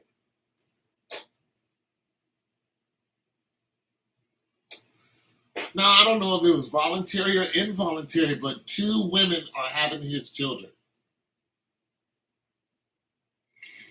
We are not the same. Y'all can't compete. Women cannot compete with us. You can't. Because when it goes back to the caveman days, you're going to get drugged by your hair and you're going to get taken for everything that you think you're worth. And you're going to need somebody else, another man, to come along and to save you. And that's what's happening in these jails. These females don't stand a chance. They have to listen to what the CO says. And the COs are just having a ball because the federal government isn't stepping in, even though the federal government is well aware of what's happening with these women. The government knows because the women get out and talk about it. And they try to sue them, but they can't. You're a ward of the state. You're property of the state.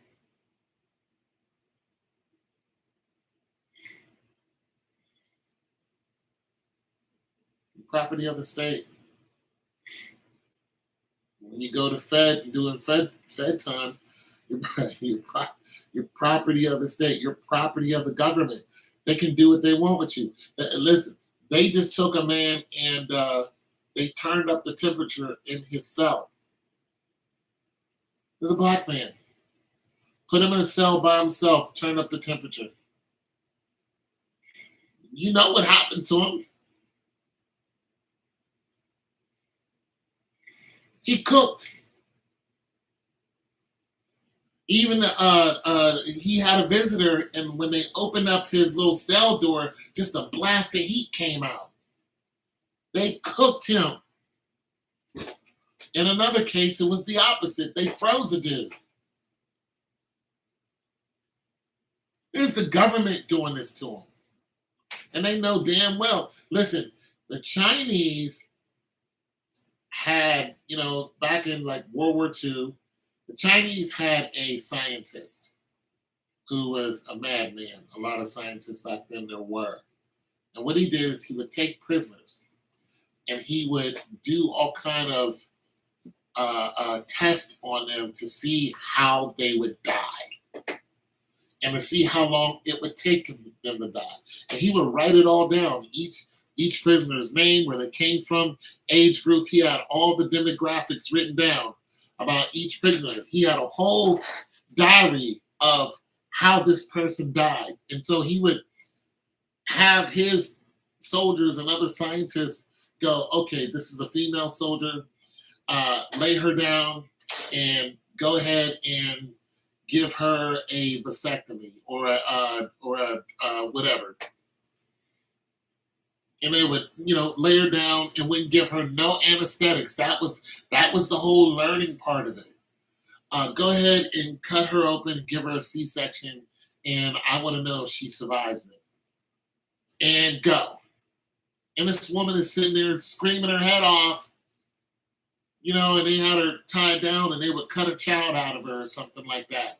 Just to, and keep the baby and then the real concentration when the child, it was how long is she gonna last? And they would watch this person bleed out and goes, she bled out in 30 minutes and something, bring the next woman in.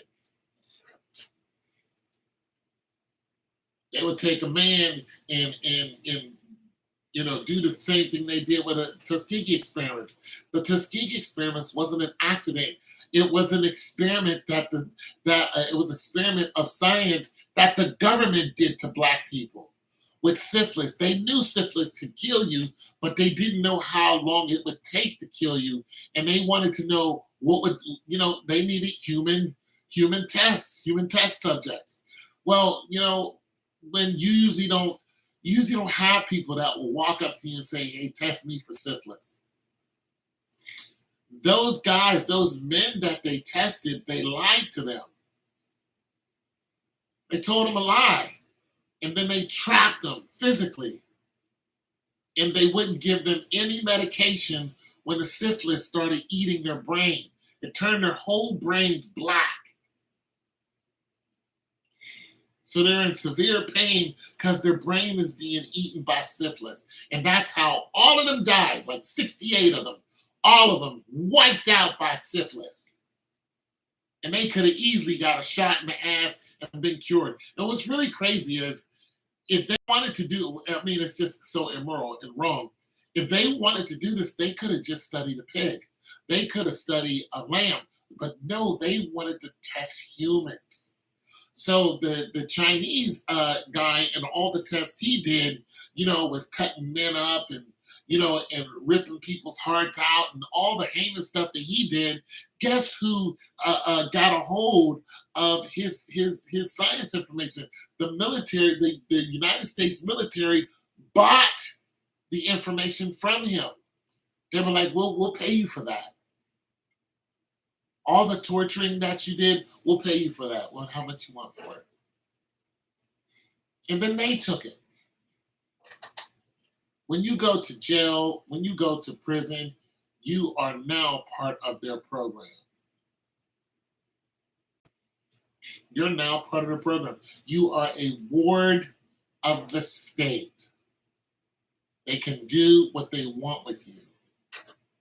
They just put a black man in jail for 70 years. He's 36 years old. You know what he did? He spit on the police. There's another black man that they put in jail for 50 years. You know what he did? He stole a sandwich.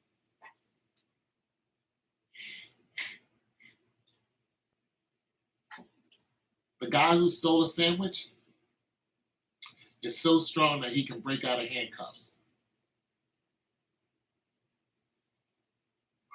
They said he has what we call gorilla strength.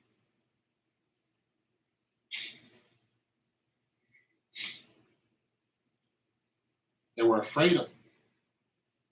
He's still in jail. And he's still strong. He can literally take handcuffs and break out of them. Police don't want to wrestle with anything like that. They don't want to see any part of that right there. If that guy got upset, he would cripple an officer or two or three. Now, an example of that or something close to that was a guy named Demetrius. About 3 years ago, big old black guy, young too, in his 20s. Well, Demetrius was having some type of mental breakdown. People have them. I've had one. Well, what happened was his family called police because Demetrius is like 6'6", 6'4". You can actually look Demetrius up, and you can see how the police were trying to handle Demetrius.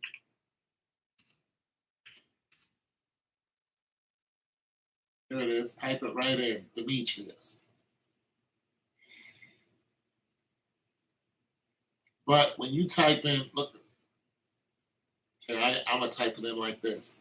I am Demetrius. Let me see if he comes up. There he is. The family of Demetrius Lowe wants officers fired. Look at the video. When you look it up, his name was Demetrius Lowe. Just look at that video. When they came after Demetrius, they had no idea that they were going to be facing somebody who was going to walk them down. He didn't run, only a little bit, but he was walking at them, and he kept saying, I am Demetrius. And every now and then, he'd swing at one of them. They didn't want no part of Demetrius because he is inhumanly strong. They didn't want no part of him. They kept trying to tase him. That ain't work. Look at the video. The videos on. They kept trying to tase him. It took like 8 or 9 of them to get him down. They were afraid of him. So when you show that you have, strength like that, so yeah, they're gonna want to take you away and experiment on you and find out how is it that you're so strong. How'd you get this way? That's what they do with what they did with the guy with the sandwich. Took him away and gave him 50 years. You guys, I gotta go because I gotta get up early and do some stuff. But it's almost 3 o'clock in the morning. God loves you, and I'll see you later. Peace.